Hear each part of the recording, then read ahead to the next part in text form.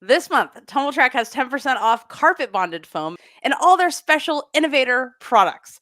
Did someone walk on your carpet in heels? Get a discount on replacing that carpet bonded foam. And if you want to know all the special innovator products that like Chelsea Memo uses at her gym, they have discounts on that too. Visit TumbleTrack at TUMBLTRAK, tumbletrack.com. Train smart.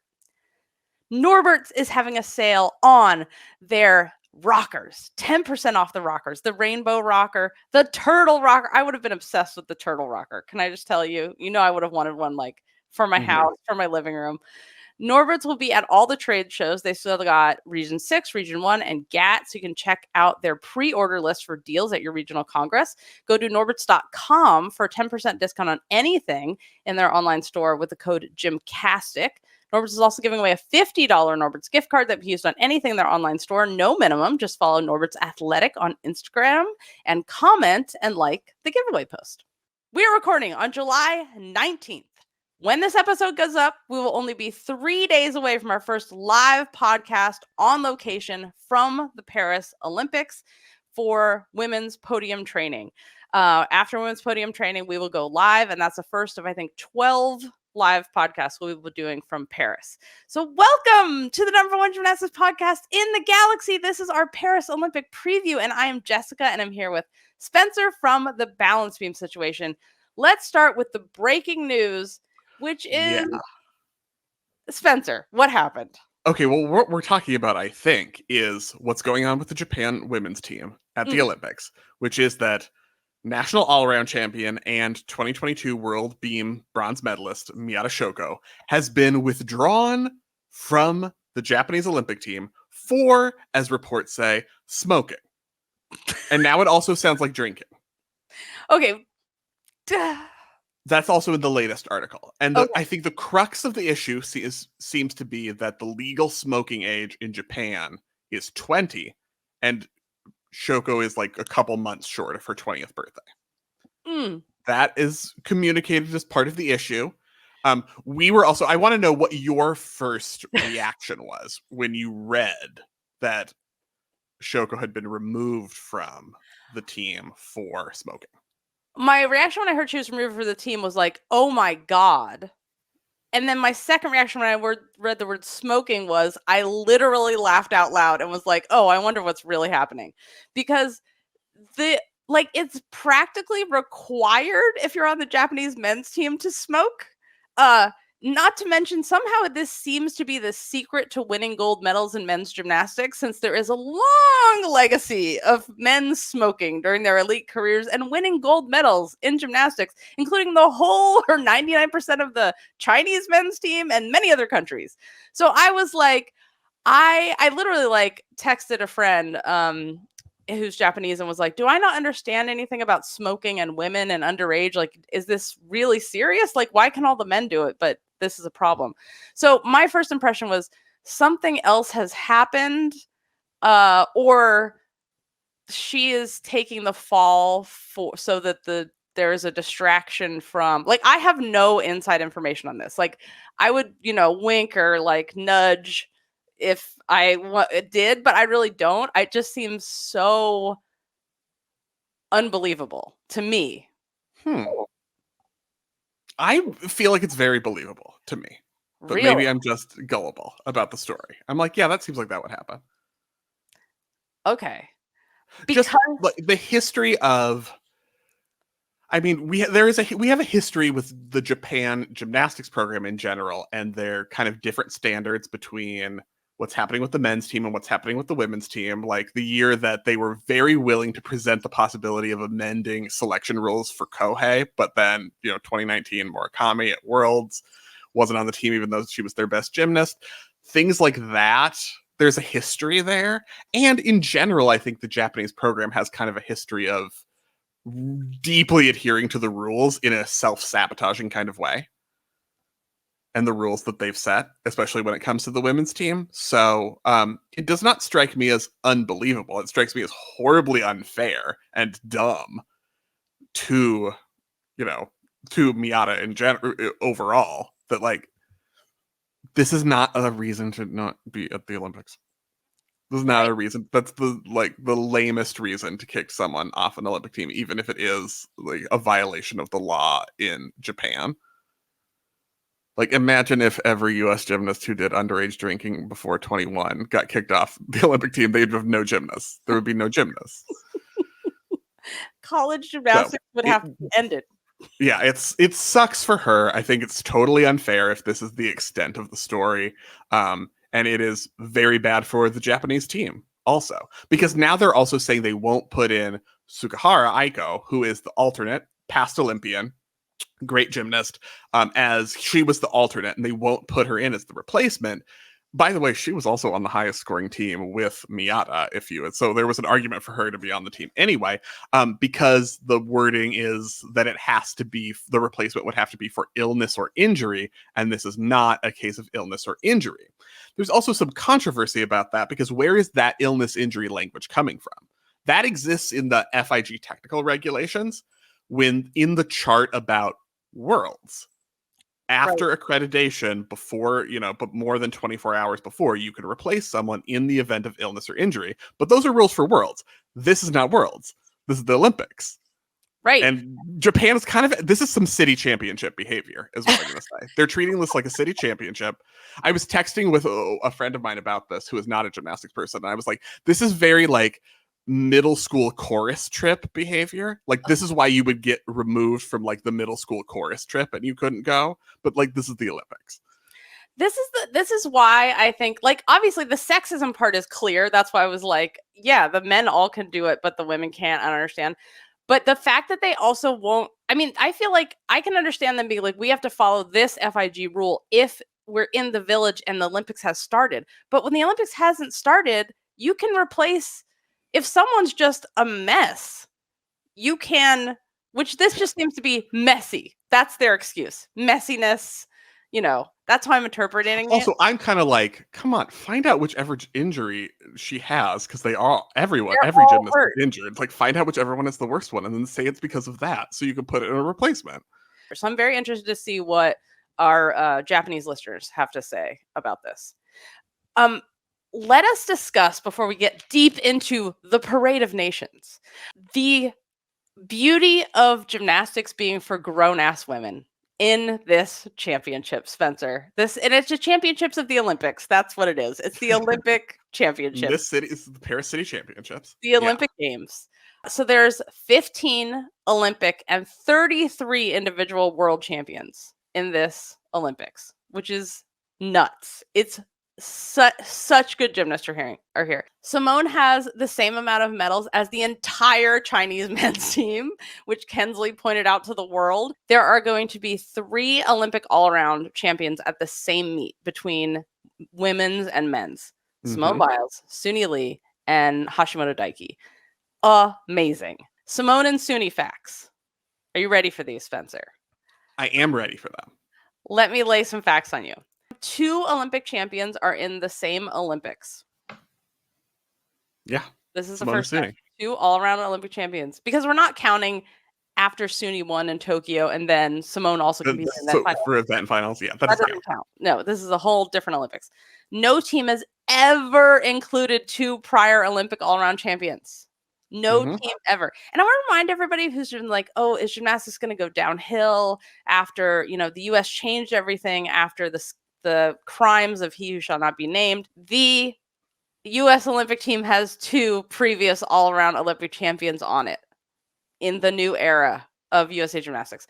No gymnast has ever won non-consecutive Olympic all-around titles. Simone is the first women's Olympic all-around champ to compete in 3 consecutive Olympics in 48 years. Crazy. Usually you win and then you go away. When you dig a hole in the front yard, bury yourself in it because you got your period. Those good old days. Simone is the first woman since Latinina to return to 2 more Olympics after her first win. Her first one was in Rio.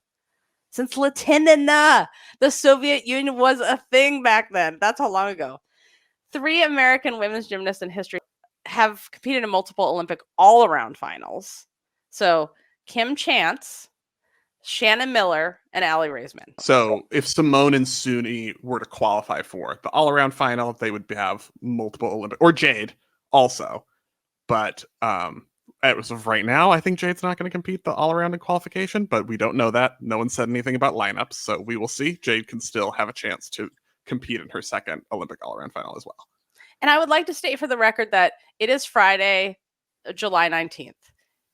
This is the time when many things happen between now and the very first competition. There's a whole week. So hopefully nothing will change. Everyone stays healthy. No one smokes a cigarette between now and the beginning of the meet. But for the record, things might change. Let's talk about the Parade of Nations, Spencer. Where shall we begin?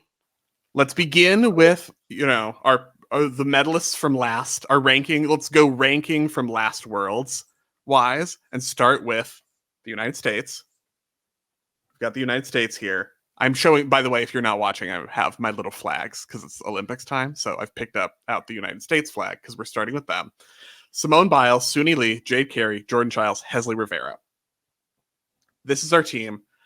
We have, as we like to do very scientifically on this podcast, come up with what we're calling the Gymiogram, which is the National Gymnastics personality type test. And we'll tell you where each nation fits on the Gymiogram and help you then pick which country you are most supporting based on their traits. It's very scientific. Yeah. It's definitely real. The Gymiogram of the US is the winner, because you don't start calling yourselves the Redemption Tour before you've made the team, even because you're fine with not winning. I think this team expects to win the medal count for women's, win all the medals. They have the highest expectations of themselves. I have intentionally left out all of the things that could, Simone could and Suni could break all of these records. I tried to not keep those in, except for just making an all-around final, because I'm like, that's pretty easy. They're probably going to do that. They can probably be in the top 20, or what is it, 28? But I do feel like they have already decided that they're not going to let what happened last time happen this time, and gold is the only thing that they're going to be happy with. So that's coming from them. That's them. So it's the most American sports culture thing ever, calling this Redemption Tour, even though they won. I was going to say, because you talked about winning the medal count. The U.S. women won the women's gymnastics medal count in Tokyo. That's not good enough for them. Yeah, you don't. Yeah, that's kind of what we're getting, is that they are not satisfied with that. I mean, if I'm Suni, I'm like, what's this Redemption Tour business? I'm the Olympic all-around. What am I redeeming? I kind of nailed it.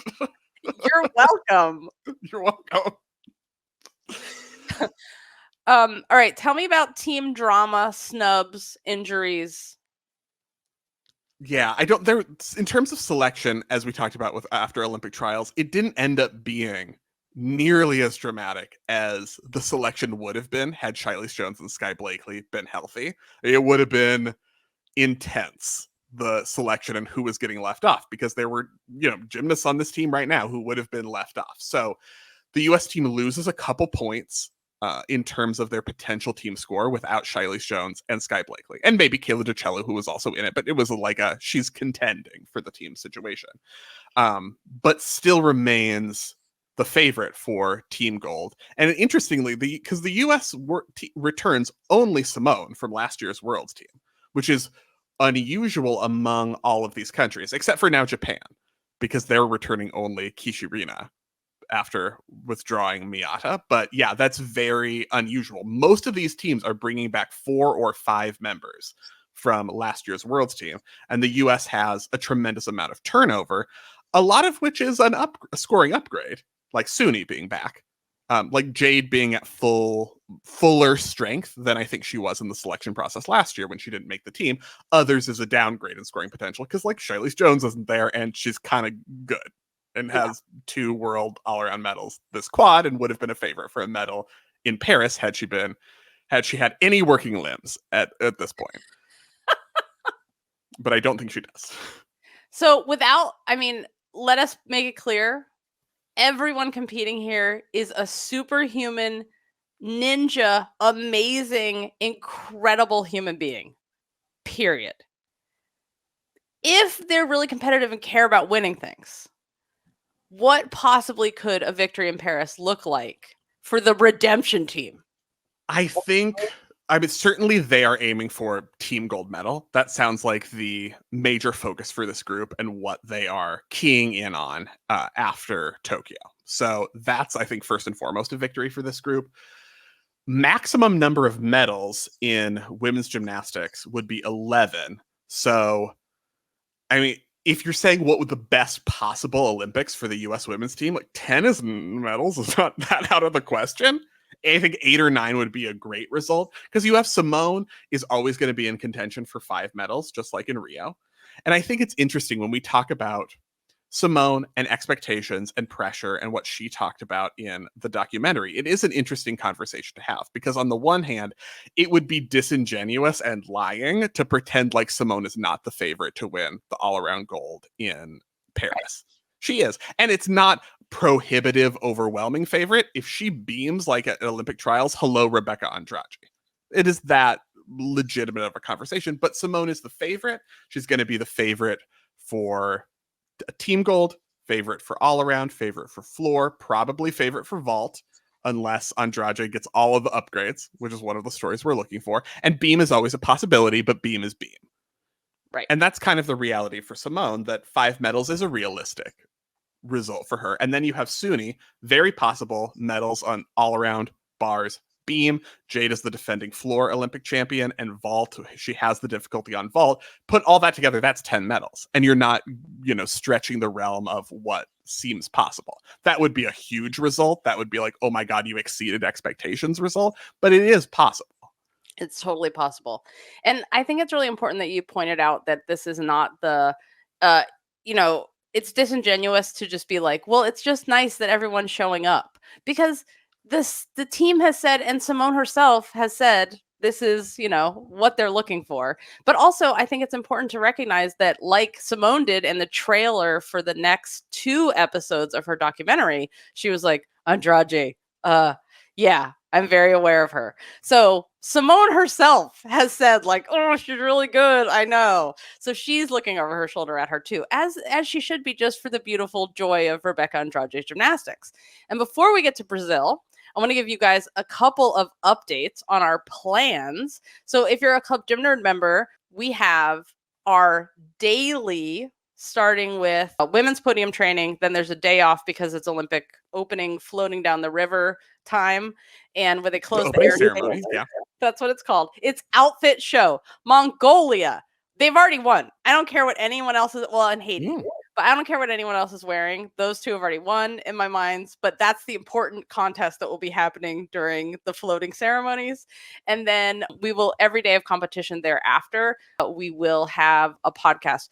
And everything is covered live. You can join us and ask questions and comment on things. Let us know what you think. And we have our live show coming up on August 2nd, Trampoline Day. Tickets are on sale now. Please join us. We have exciting special guests coming to chat with you on that day. And yeah, if you want merch to celebrate, we have merch, and we even have hats in the GymCastic store. So check them out and please enjoy. And thank you so much for supporting us. Let us talk about the great and beautiful country of Brazil. 5-member team, no surprises there. Rebecca Andrade, Flavia Saraiva, Jaji Barbosa, Julia Suarez, Lorena Oliveira. That's the same team that won a historic silver medal at Worlds last year. So, Jessica, would you like to tell us about gymnasts to watch, major storylines to watch for the Brazilian team? Oh, I didn't even get the flag. I have to get my Brazilian flag. Oh my God. If you're a visual listener, there is now Spencer waving flags, this is very rare, but yeah, he's waving it. Their Gymmer, what are we calling it again? The Gymiogram. Like Enneagram. That's what we're doing here. Their Gymiogram type is the crowd pleaser. And by that, I don't mean, yes, they always please the actual crowd in the seats who go crazy for them. They have beautiful artistry. They have incredible personalities. They understand the show. They also understand where the support comes from. And they spend so much time communicating with the fans and the audience and cultivating that love that they have.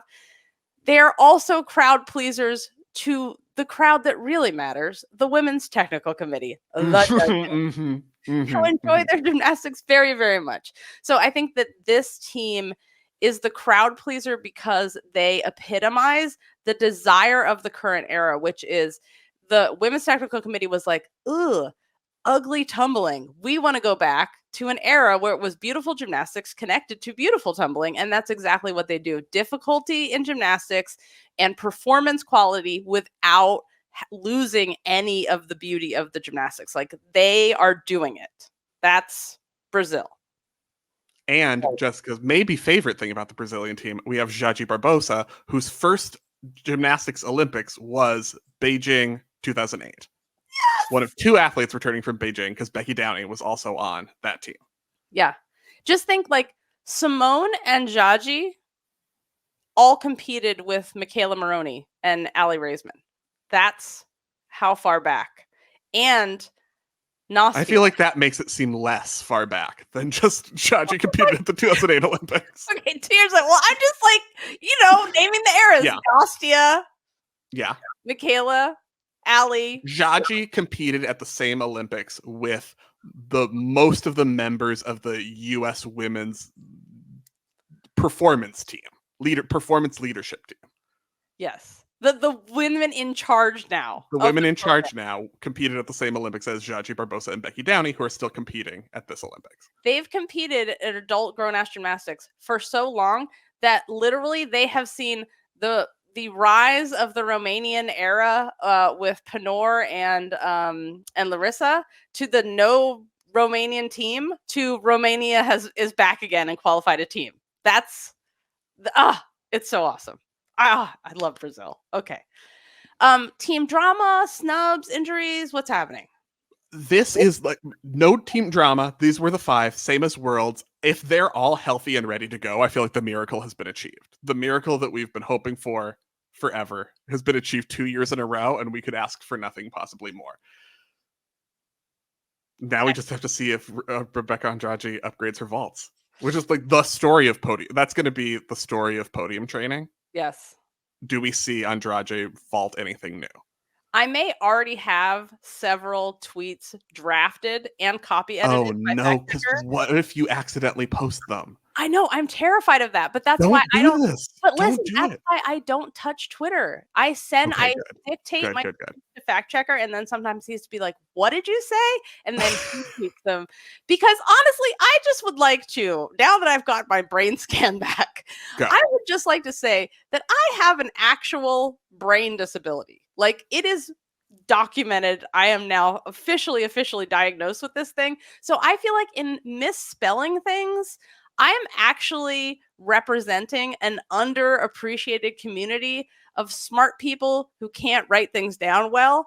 And so I just feel like it's ableist if you make fun of my spelling, or sometimes. So you can make a Spencer being ableist whiteboard. And every time it's going to be full after 1 minute.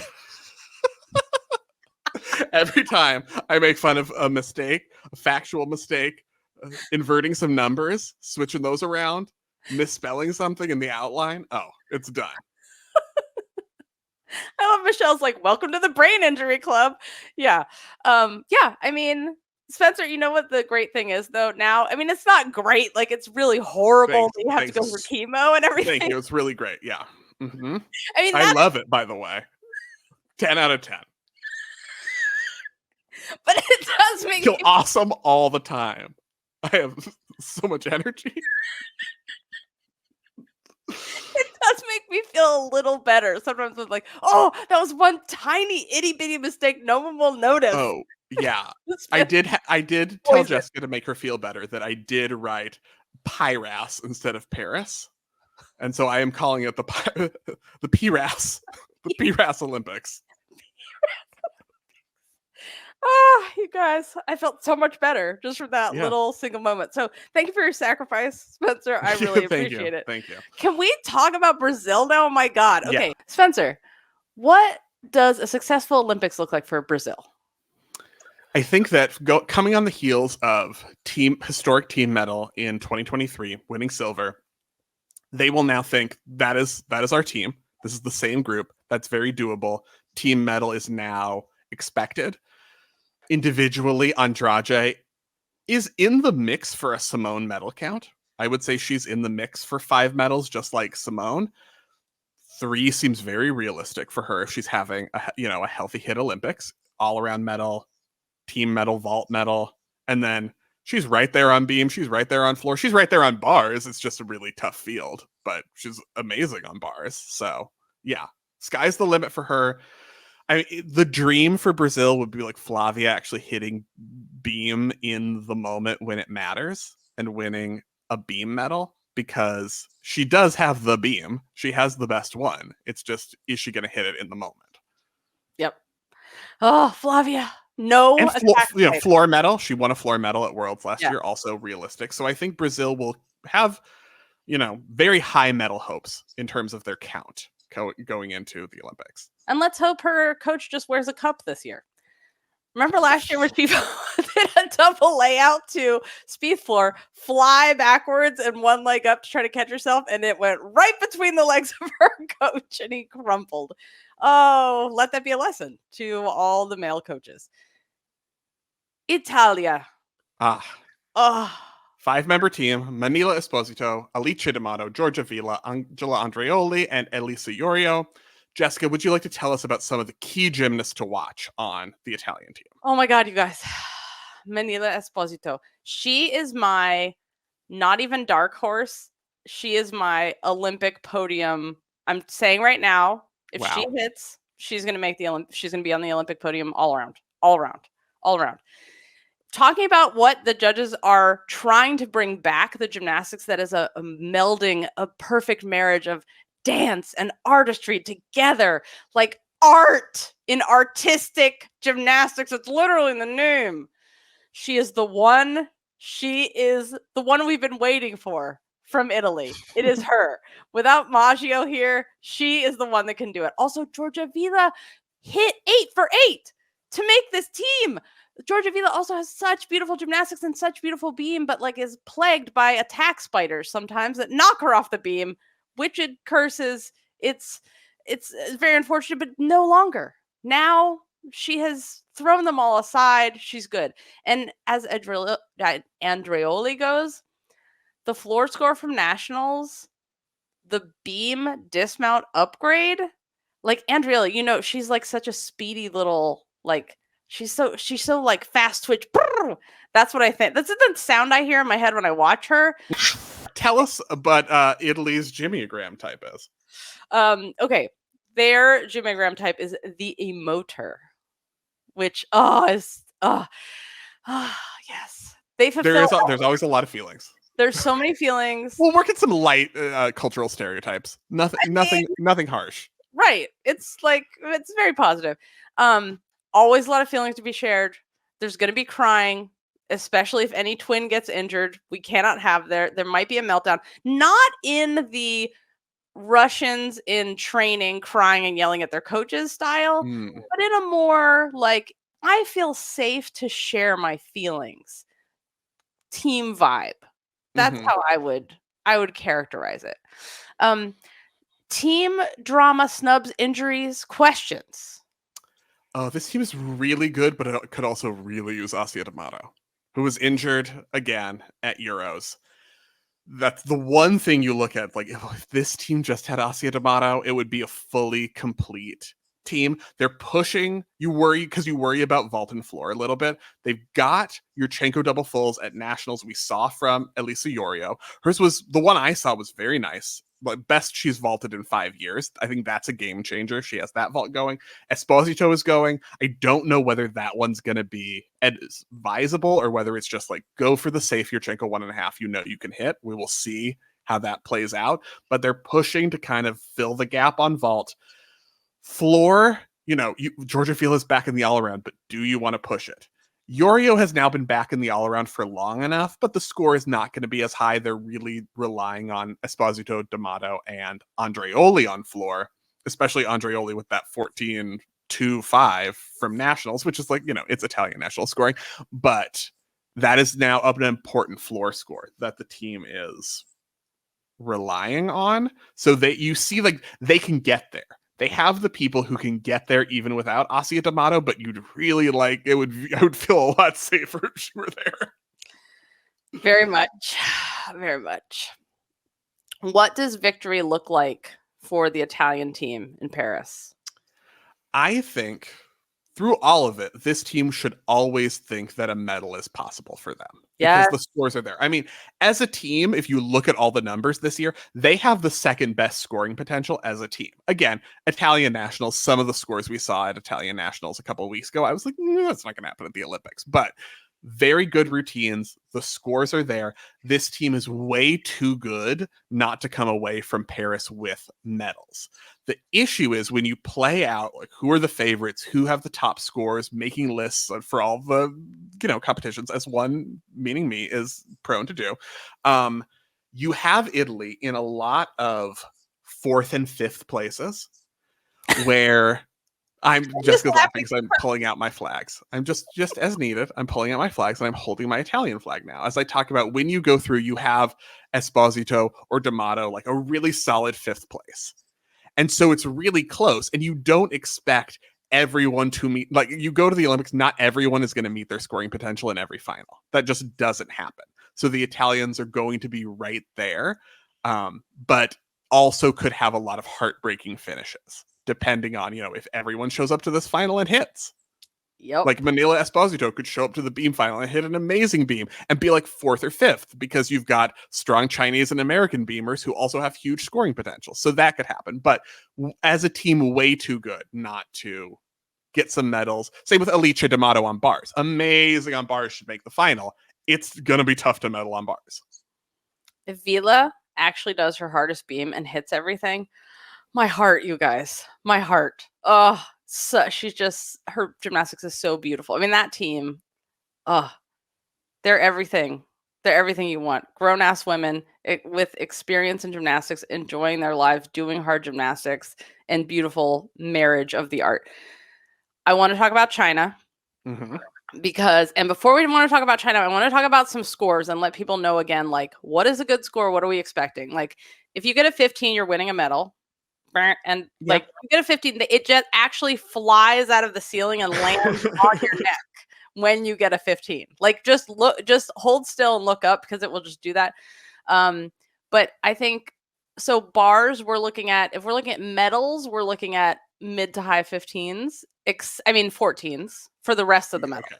Unless you get a 15, and then everyone. I would say Namor and Chu, as we're talking about China, Namor and Chu are capable of well into the 15s. I wouldn't expect it to take a 15 for all of the medal spots on bars. Yeah. But there could be potentially 2 15s on bars. Yeah, if they both hit, we could see it. Yeah. For beam, and especially again, because we're about to talk about China, mid to high 15s medals. 14s, fine. Again, I think the same thing. 15, you could see it, from Chu, from Zhou. You could see it. We've seen it at Chinese nationals. I guess if Simone hit her most amazing beam, we're seeing a 15. Yep. So yeah, but you don't need a 15 to medal. That's an amazing score, I would say. But you don't necessarily need a 15 to medal, especially on beam, where it's who knows what's going to happen in the final. You could medal with a 14-0. Rebecca Andrade could slide in there and be I know I'm not going to get a 15-7 on beam, but it's really good, and here's my medal. Could we see a 9 or almost 9 execution score on beam? No, I don't think we will see that at the Olympics. Spencer. Why? Am I in trouble? China. They're not getting a 9 execution score. No one's getting a 9 execution score on beam. 8-4 is an amazing execution score. I know. Could we get higher than I said? A high 8 too. I'm not going there. I'm not going on that journey with you. Oh. I predict if we get the Chinese beams that can hit, that are basically in any other universe would have been 10s before just breathing got you 3/10 of a deduction, we're going to see an E-score break a record on beam. Well, you can't break a record on beam now because Nastia got a 9.8 E-score on beam at No, Pac Rims that year. For this code, this Okay. this Trent. Okay. Yeah, Yeah, obviously. we could see some execution score records for the trend at the Olympics. I'm not debating that. I'm saying we're not going to see a 9 on beam. Beam China. That's what I'm saying. Okay. Maybe not a 9. Okay. I appreciate your condescending my dreams. Oh, it's what I love about you, Spencer. Okay. What I love about you is I appreciate how condescending you are. That's not a greeting card. I don't think they send that one. I don't think they sell that. They should. I meant that in the most loving way. You're like, that's cute. Yeah. Yeah, great. So Chinese team. Chu Chiyan, Ou Yushan, Zhou Yaqin, Luo Huan, Zhang Yihan, new senior, Zhang Yihan. Has a vault, has a bar skill named after her. Clear hip Nabieva. Also, Zhou Yaqin, breakout star of Worlds last year. Chu Chiyan, the most exciting gymnast in Paris. We're agreed on that with the bars, with the back handspring Arabian series on beam. Beam. This is where I'm like, beam, highest E-score. I'm just putting it out in the world. Everyone stays healthy, and Chu Chiyan gets an 8-7 beam execution. Or 9. It would be so exciting. It would be so exciting. Their national team personality, their Gymiogram, a risk taker. Mm-hmm. The biggest risk reward situation at the Olympics. So much risky, difficult beam. They rely on it because they don't have vaults.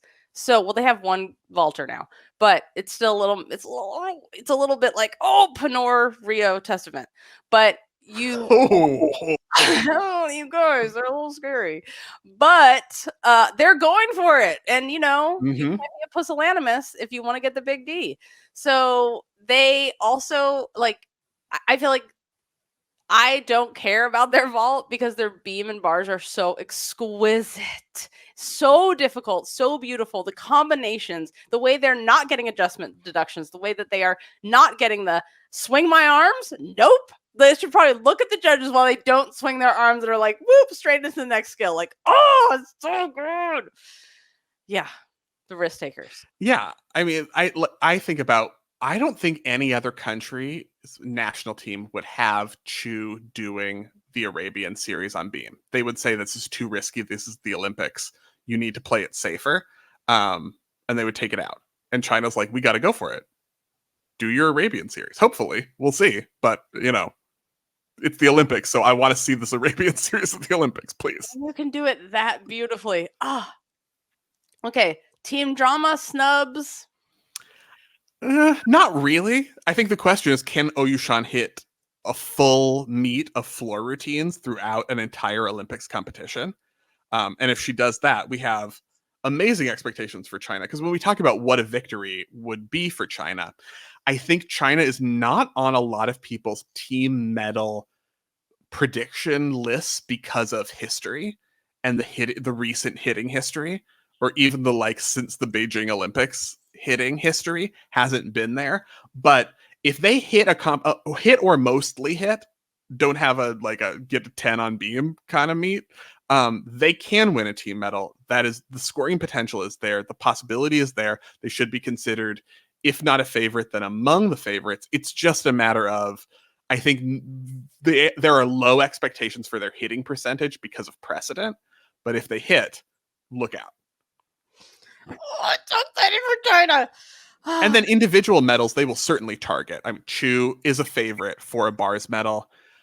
Beam medals, Chu and Zhou have huge scoring potentials, very likely to win medals if they get to a final, hit in qualification to get to a final, hit in a beam final, then you've got medals. That's a lot to ask, but if they do it, you've got medals. So, they will solidly expect a few, at least a handful of medals from this Olympics. And everybody knows that individual medals are way more impressive than a team medal because you have to compete way longer. You have to wait longer. There's more pressure. It's a whole different thing. So I'm just saying, I mean, team is great and everything. I'm And waving my Spencer is Chinese waving. flag to conclude that China is going to win 3 medals at the Olympics. It is done. Across the board. It is done. And ties for all The of my women. The women. That's just for the women. The Yeah. men are going to win some medals too. Yeah, they're and all that's cute for them. Yeah, no, obviously. Who's gonna win on the men's side? China or Japan? France, the host country. Oh, these The are gonna host be the country, most France. beautiful venues. Can I just say, Yeah. I think the venue is gonna be purple. Is this inside information, Jessica? Venue is No. purple, or just feelings? Jessica, venue is purple. This is just my feelings because I feel like the colors are like lavender, teal, and something else like gold. And that the track is already purple, and I feel like there's never been a purple or lavender colored floor. So I'm going on a limb, but I have zero. This is so tightly held. I know there's a rendering where it's sort of the carpet's teal, but I mean the actual floor color.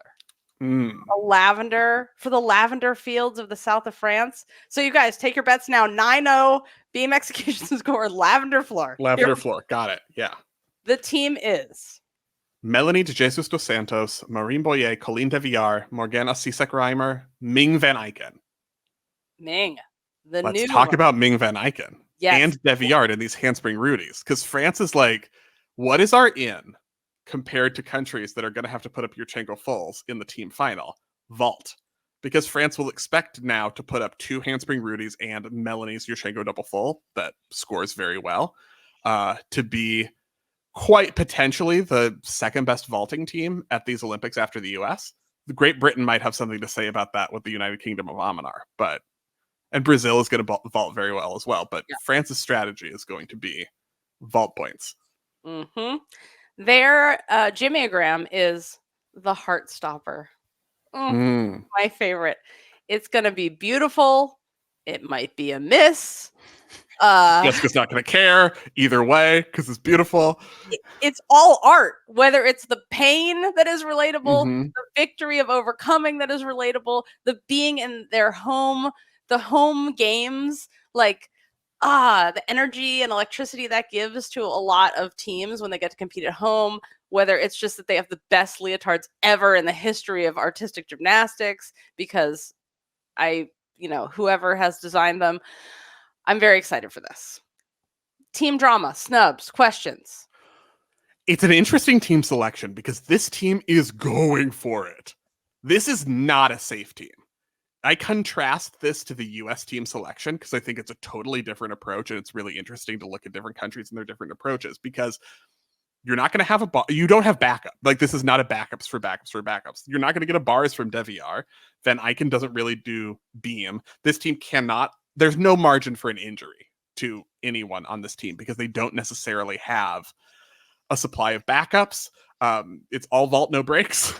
In this case, breaks is bars because I am worried about that because there's no Laurette Charpie on this team. Right. Not fully back in time. Didn't really have the scores. Couldn't really justify putting her on the team for her scores, but she has been so important for her bars with this group. And now I'm looking at this. I'm like, you've got Melanie. Or CSEC is going to be deeply relied upon. You've got some potential like low 13s, but I'm a little worried about bars. After Nationals, I would have thought Jenna Laroui was going to make this team based on how she performed at Nationals, but they had a friendly after that. She didn't get the scores. Van Eycken got it. So in terms of the French team, I think the biggest victory is Melanie finally having her meet at a home Olympics. Like, it's been close. And she said days, like her amazing all around in the team final at Worlds last year where she did it and the team won a bronze and it was a big deal and it was great. It's like throughout an entire long meet, like the Olympics, her having a complete competition is the victory for the French team because that will also mean medals because it's Melanie. If she hits, when she does what she can do. But yeah, they'll want a vault finalist. Yep. Maureen Boyer has beam. Melanie, she's contending all around. Floor. These are realistic things if she hits, her best meet. So that's very possible. I just want Melanie to just be happy and feel good about however she does. Like, I mean, I want this for all of them, but I'm so excited to watch them too. It's just such a beautiful team. Another team of grown-ass women and Ming. And I love that too. Like the US team, grown-ass women, and then we have Hesley too. Which who is reading the DR news? I want to know what you guys think about the DR news, because I've heard many things about what's happening there. Club Gym Nerd. Get discounts and first dibs on live show tickets, and extra podcast every week, athlete dossiers, code guides, commission your own segments of the show. It also makes a great gift. Check it out at gymcastic.com at the Join the Club tab. The Great Britain. Spencer has flags for all the countries, including the Great Britain, which is made of, this is the composition of the country. Alice Kinsella, veteran. The nations that comprise Great Britain are Alice Kinsella, Becky Downey, Georgia May Fenton, Ruby Evans, and Abigail Martin. I think we've summarized that. The state of Abigail Martin, yes. Yeah, this is basically what we've been calling this is the United Kingdom of Amanar. That's their new name. This is what I'm excited about. We've seen, you know, for quite a while now, Ruby Evans and Alice Kinsella working Amanars.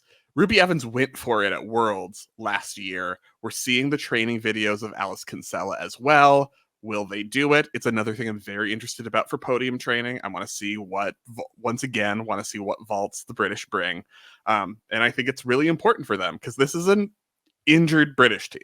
It's a depleted British team. And if they're going to meet the expectations that we now have of the British team in recent years, which is you can medal, bronze team medal at the last Olympics, they're going to need things like an Alice Kinsella Amanar to get back up there. So that is very fascinating. Even though, yes, we'll get to that next. Okay. We'll get to that next, but you're like, we've started talking about Great Britain and you haven't talked about how amazing Becky Downey is, and you're like, absolutely, this is unacceptable. You started with vault. It's making Jessica scream because she's like, have you heard of Becky Downey? And I have. I really have. Their gymiogram type is the reformer.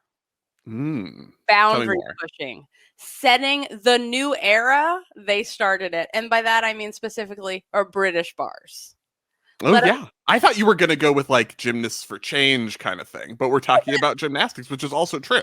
Yes. I thought the gymnast for change part was going to go in the, like, you know, team things, questions, all of that. Okay, anyway. Good. Go for it. That's fine. So British style bars, starting with Beth Tweddle, won the medal in London, changed the bars game, connecting all the skills, connecting all the things, putting little twists on them, basically became the model for modern bars that we're seeing now. Absolutely. Beth Tweddle and Becky Downey walked so that Kalia Namor could swing. Huh? Like yeah. Tim, I like it. Don't steal that.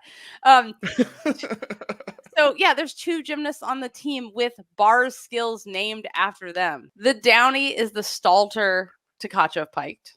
Yes. And the Fenton is the Stalter Tkachev straddled half twist catch.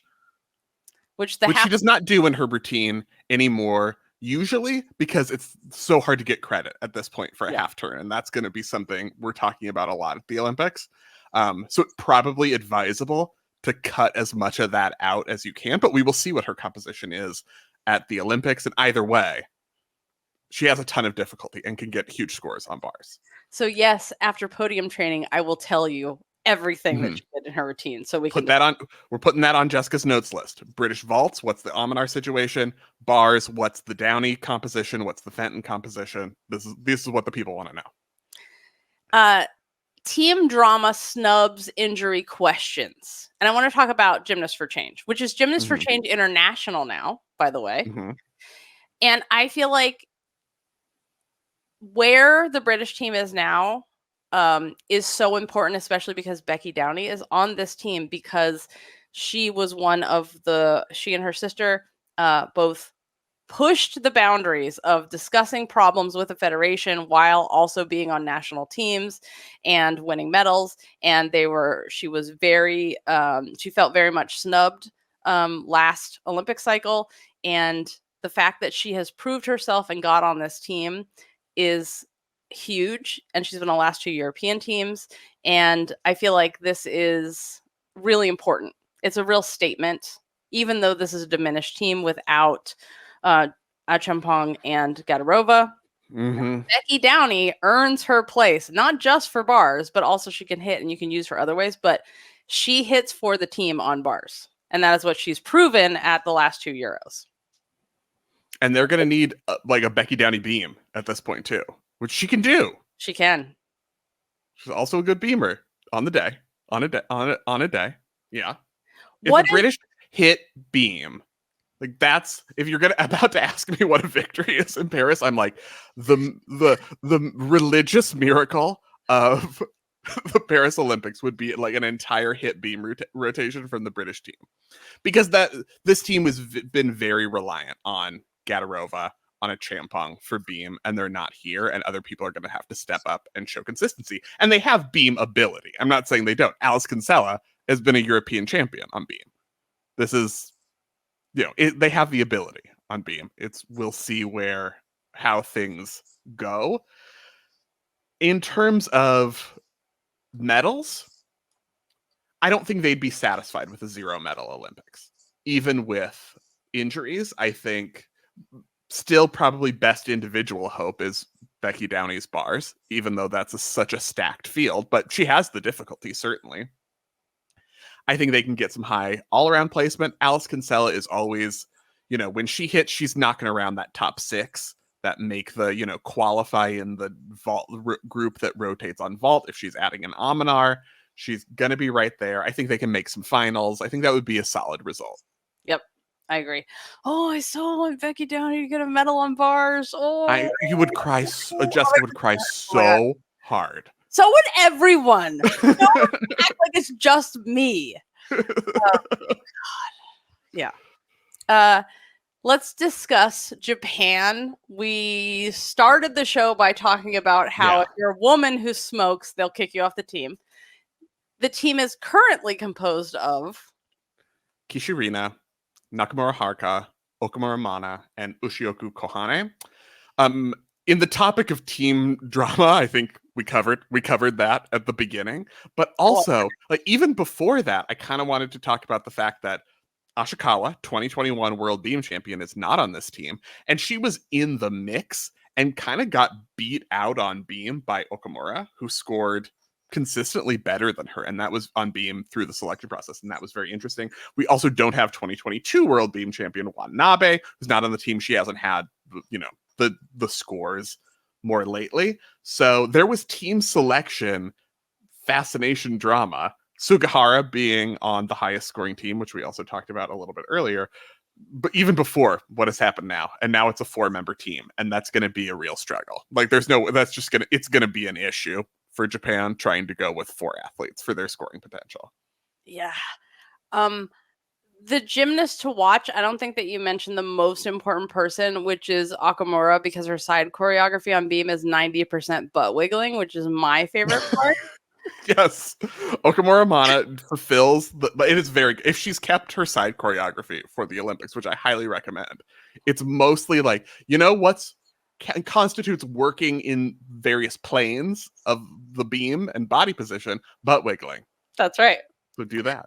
I love I'm also very excited for Nakamura on bars, because we know potentially she has a def that she can do, a full twisting ginger, which we so very rarely see in women's gymnastics, especially in the modern times, because it's such a risky skill. I hope they go for it, even though maybe it's not so advisable for this team to do anything risky because they're so depleted already. But I'm like, at this point, you should just don't even worry about it and just do your def. Please. Yep. Please do it, because it's so cool. And we so rarely get a def. When's the last time we had an elite def at like a world? I feel like the French team. Yeah, that's like the 2004, like France in 2004. I feel like Isabel Severino is going to give us a def. Oh my God. Their Gymiogram personality is the stickler. Yeah, I think especially now. If we're talking about being a stickler for the rules, through history and now. So they only have 4 athletes. For some bizarre reason, they've chosen to decide not to use their alternate, which we talked about. And we think about what happened to Mai Murakami in 2019 Worlds, where they didn't take her, where they absolutely should have, and they choose the team so early. Maybe it is possible that Miata could have given up smoking had they not chosen her so early. I mean, that's certainly words that one can say. I don't know if that argument holds up to logic, but those are words. I think the positive of them being the stickler is it seems like they've actually read the code. And by that, I mean beam world champions. Yeah, 2 in a row. 2 beam world champions in a row. Yeah. What does success? I'm not going to say victory. Okay. Victory, they decide. Success. I actually think it's the opposite. Like success. Victory, you don't decide. Success is personal. Success is personal for you. Like you can feel like a success because you met your own personal expectations. I'm talking about medal counts because that's what I care about. Okay. What is the victory in Spencer's own personal? Victory for Spencer. At this point, get a full team score. This would be awesome because you've got 4 gymnasts. I'm a little worried about it. I mean, I would like to. I mean, without Murakami, who is not competing anymore. I'm not predicting medals like we were in Tokyo, where it's like, Murakami can medal and get some medals for Japan. But I would like, at the very least, like to see Japan fulfill its beam destiny by getting someone into the beam final. They've been they've had such a good quad on beam. Miata also won a medal on beam individually, that it would be a shame that we get to the Olympics and fulfill the progress of this quad, and then we don't have Japan showing that beam excellence in an Olympic beam final. So I'd really, really like to see them, get a finalist in there. Plus butt wiggle. A very possible beam finalist. Beam is beam, but yeah. Let's talk about, speaking of beam, the perfect segue to the Netherlands. The Netherlands. Weird gymnastics and beam code hacking. Yeah. Sanne Wevers, Olympic champion on beam at the same first Olympics that Simone won, is back on this team. And Lieke Wevers, Vera Van Poel, Sanne Veerman, Naomi Visser. The only, I guess, controversy about the team selection, which isn't really a controversy, is that Ithora would have been on this team had she been healthy. Yeah. And maybe Elsa Hertz, had she been healthy. Well, Elsa she is injured too. So I think had she been healthy, yes, she would have made this team. She was at Europeans, but yeah, exactly the same thing. So it's not, I don't think there are snubs here. I think there are, like the US team, it's like there are injuries of people who you would want on this team rather than anyone being snubbed. We, the public, are snubbed because Ithora is not competing at the Olympics. That is correct. The Netherlands gymnogram is the artist.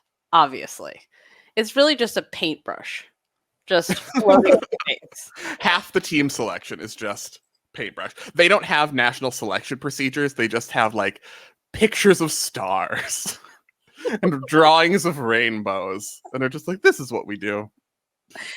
The thing about the Netherlands is they broke the model that everyone else was following that said, in order to be competitive in an open-ended code, you have to have huge acrobatics and raise a giant D-score. The only way to do it is by adding 2 more flips and 7 more twists onto everything. Harder gymnastics. They showed it could be done another way with spins and leaps and all the other things that are in the code that you can connect together with the dance, the way gymnastics was originally designed to maximize your D-score. The Netherlands style floor routines have always consistently outscored floor routines with much, much, much more difficult tumbling. In this specific run up to the games.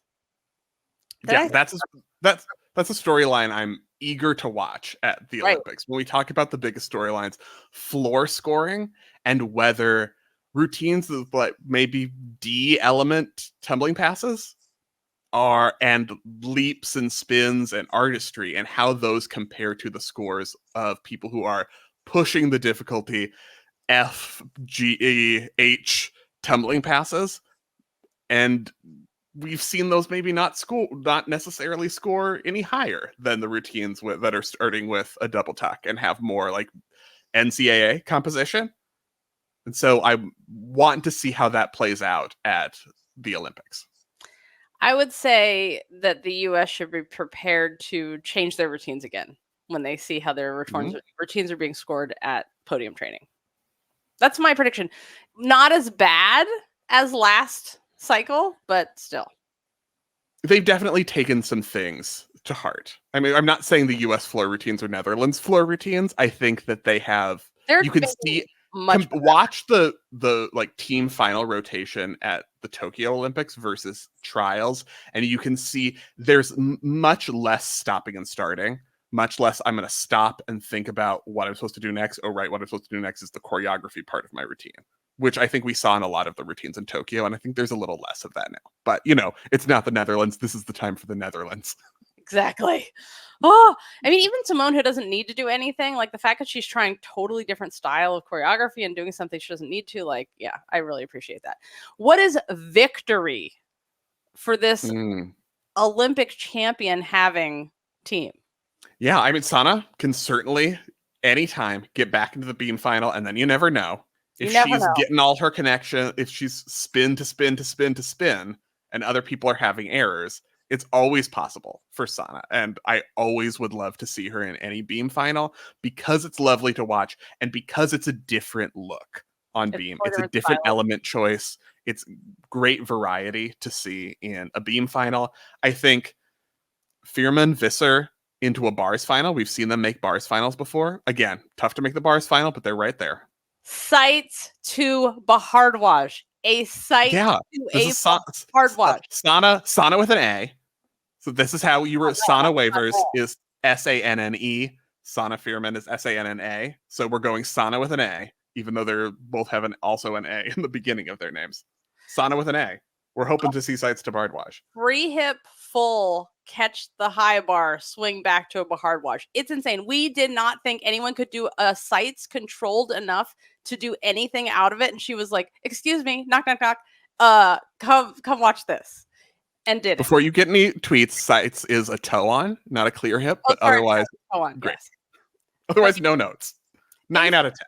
Anything off of your arms with a full twist is nuts. This is, yes. But thank you so much. Oh, Canada. Let me tell you what this team of Ellie Black, Shallon Olsen, Aurelia Tran, Cassie Lee, and Ava Stewart did before they took off for the Olympics. Do you know what they did? No. Okay. Their head coach is taking team bonding to a whole nother level.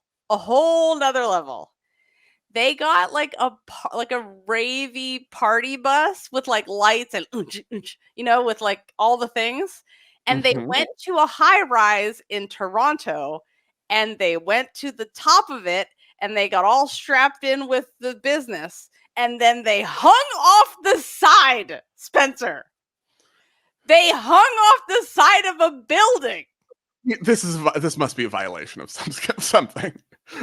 If it's a violation of me, it's very stressful. So I guess some of them were like kind of I was asking some of them like, how did it go? What were people like? Did anyone refuse to like just hang on to the side of the building? Like, no. But they like after they did it and we're like, oh, we're doing it. They took pictures there, all the stuff. Oh my God. Like team, that is like the NCAA level of like, let's do something fun and cool. You made it to the Olympics. Let's go. The alternates too. The funny part is then the bus got stuck in traffic, like Toronto downtown traffic. And so the like music is going, they're in the party bus with the lights and the whole team is sleeping on one side. They're all asleep. Which is also so gymnast. Oh, time for a nap in between routines. Here I go. I'm so tired. Any opportunity. The Canadian personality Gymiogram type is stereotype breaker. Okay, tell me more. Is this related to your story that you just told? Yes, it is. Okay. Because this team has everything. They have Shallon Olsen, crazy power tumbler, like who can do all the things, defies gravity and all technique, and can still do it. Ellie Black, who's good at everything, has her own skill on bars, is unstoppable. She tried to take her own ankle off at the Tokyo Olympics, couldn't stop her, made it into the beam final anyway, loves to make her own snacks. Then they have the beautiful gymnastics as well on this team.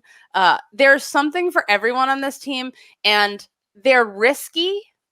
It's not safe, polite Canada. They'll bring everything to the party. That's what Canada is. Mm-hmm. This is, I mean, I like that you said it's a risky team, because that's what I thought when this team was announced based on trials.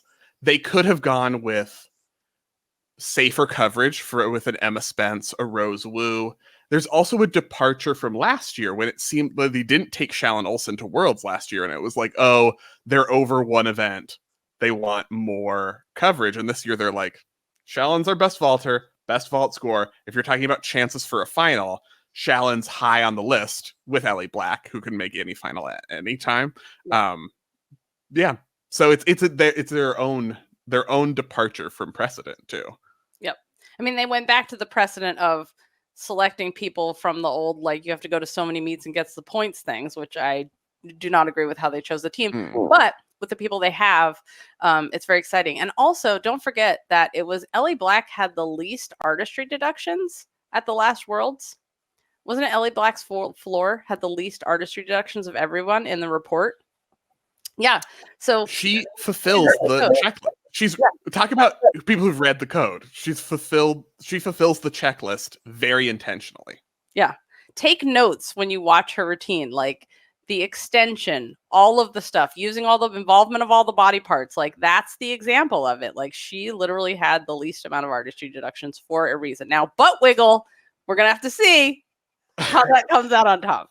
The other thing about Ellie Black, which will come as no surprise, is how, we have seen her for many years, many Olympics, many times, and she's still working to improve the things where she's getting deductions and change her gymnastics, and it's still evolving. Because there was a time, like, there was a whole PowerPoint presentation about artistry, and this is what's good, and these are the examples of good, and these are the examples of bad. And sometimes Ellie Black was in there for posture, for, chest position back in the day. And she has taken that and said, oh, these are the artistry checklist things I'm doing. Let me adjust. Let me evolve. And now she's getting some of the fewest artistry deductions, in addition to getting a skill named after herself, several quads after she started as a senior elite. And it's very cool to see the progress, the commitment to continuing to develop, continuing to get better, and not just resting on the fact that she's Ellie Black. She's the most talented gymnast in the country, the most accomplished. I mean, I'll give Kyle Schufelt his Kyle Schufelt, so we can say the most accomplished women's artistic gymnast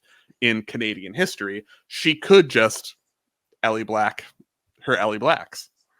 I just love like that she forages nuts and berries from, the wilds of Nova Scotia, and then makes videos about how she makes fiber-filled protein snacks out of them. What does victory look like for you, for Canada? For me, for Canada. For you personally. For my Canada. I think their chances with what's happening with Japan, I think chances to make the team final have improved, and I think that's a good result. And then you see if you can 2022 get into the team final and the final last qualifying spot and then win a medal. Also, the fact that Ellie Black does not have an Olympic medal is fundamentally unacceptable. So, she can make any final, really, or finish 9th in qualification and be first reserve for any final, and then just be like be like, who's injured? Do you need me? Do you need me to compete? I'll compete. And so, I don't favor Ellie Black for a medal at these Olympics when you look at who has the highest scoring potential, but it would be nice. It would be so nice. Romania, the Phoenix. Yes. Oh, is that their gymnastic gymiogram? Is that their personality type? That is. Spoiler? All right, yes. We're going with the Phoenix. They are the Phoenixes. Sabrina Voinea, Anna Barbusu, Lilia Kosman, Andrea Preda, Amalia Guarta. They got back. They got back to the Olympics, which was the big deal. Next big deal for this Romanian team would be make a final. I think Voinea, huge difficulty on both beam and floor, can make finals. Floor final, very realistic for her. But also, if you're talking about things that are fun to watch or interesting to watch with this Romanian team, if you're, watching the qualification streams, this is not your mom's Romanian bars. They are good at it now. And it's exciting to see that transformation. Yep, it is. And their gymnastics, their personality gymiotype, the Phoenixes. But they're Phoenixes who sometimes are starring in a dramedy. And by that, I mean, we have to go back to Voinea scratching a vault for a reason no one could quite figure out at the time in the team qualification for 2023. So they almost didn't make it based on the weird thing that happened on vault. And like, even though the judges were like, we didn't give you a 0, so you can go again, chose not to go. I also think like you have to think back of like the many lifetimes that we have spent watching bars meltdowns over the years. Yeah. That is part of the dramedy, but I feel like, they wore the Phoenix on their leotards at Worlds, qualified, so they have burst out of the flames of the dramedy and are coming to make a statement here. Yeah. And I think one of the really significant things for this team is that it's the same 5 as 2023 Worlds.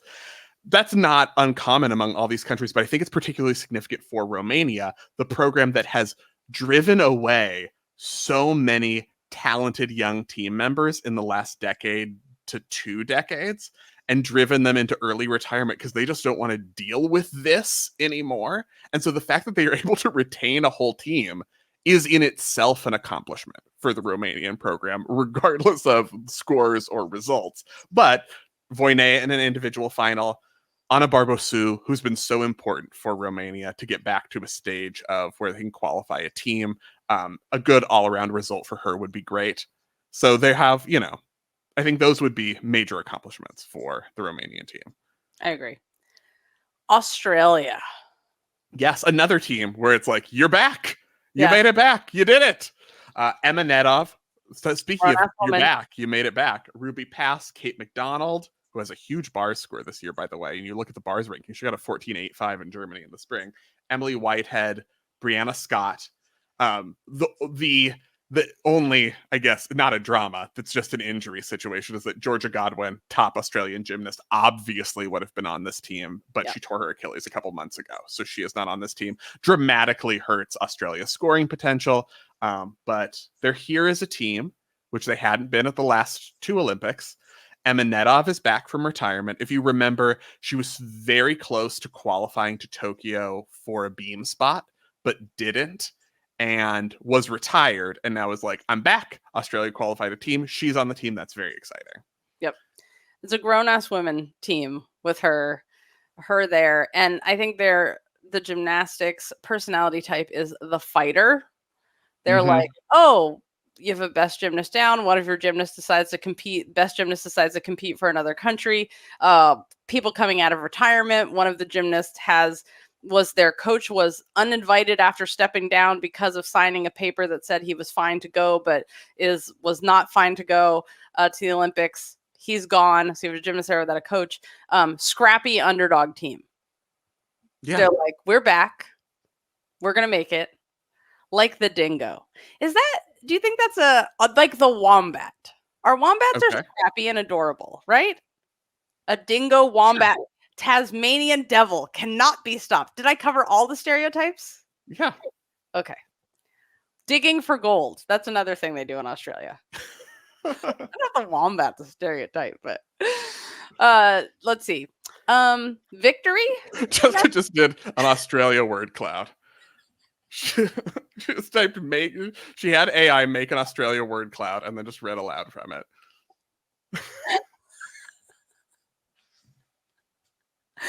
Oh, okay. I'm most looking forward to Emma Nedov's beam. Yeah. In case you missed it, I consider beam the true test of a gymnast. Are you good on beam? Can you stand up there by yourself and put on a performance? Then, yeah. Victory for them? They already did it. They made it as a team. They made it as a team. It's a huge point.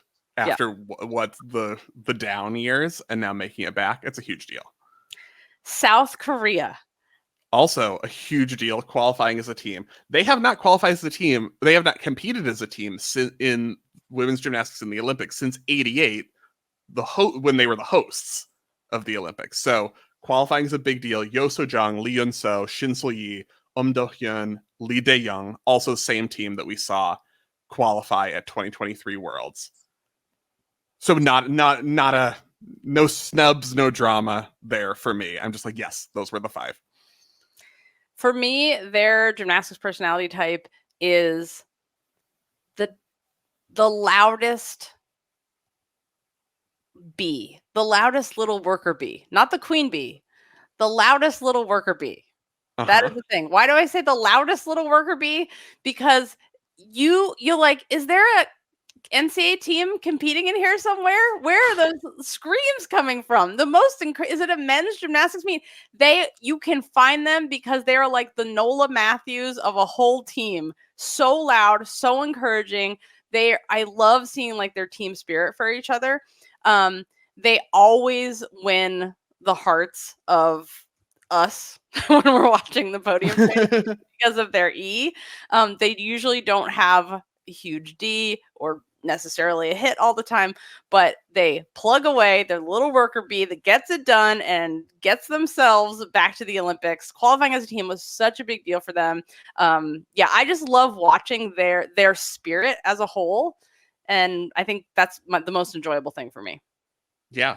And now they have those few moments of difficulty that they didn't have in past quads that really can lift them, like Yo So-jung's vault, who is bronze medalist in Tokyo, bronze medalist at last year's Worlds, can do it again, is always right there, especially if she's doing the Rudy like she was doing. Was it the one Rudy that she did in podium training at Worlds last year where we were like, oh my God, that's the best anyone has ever done a handspring Rudy on vault. She does have the double twist named after herself. That's a way more inconsistent prospect. But when she's on with the Rudy, it's just like, do that because it's so beautiful. Very much in contention for a vault medal. Again, she took advantage of the situation in Tokyo where she was not favored to win a vault medal. Simone is out. Jade Carey trips. And suddenly she's like, you know who's going to hit? It's me. And I'm going to win a medal. Capable of doing that again. My dream would be to see Lee Yun-so get rewarded for her bars, which is so beautiful, and make a final. It's going to be tough, but that is like, if they can, in terms of maximizing results, if Lee Yun-so made a bars final, it's South Korea won the Olympics.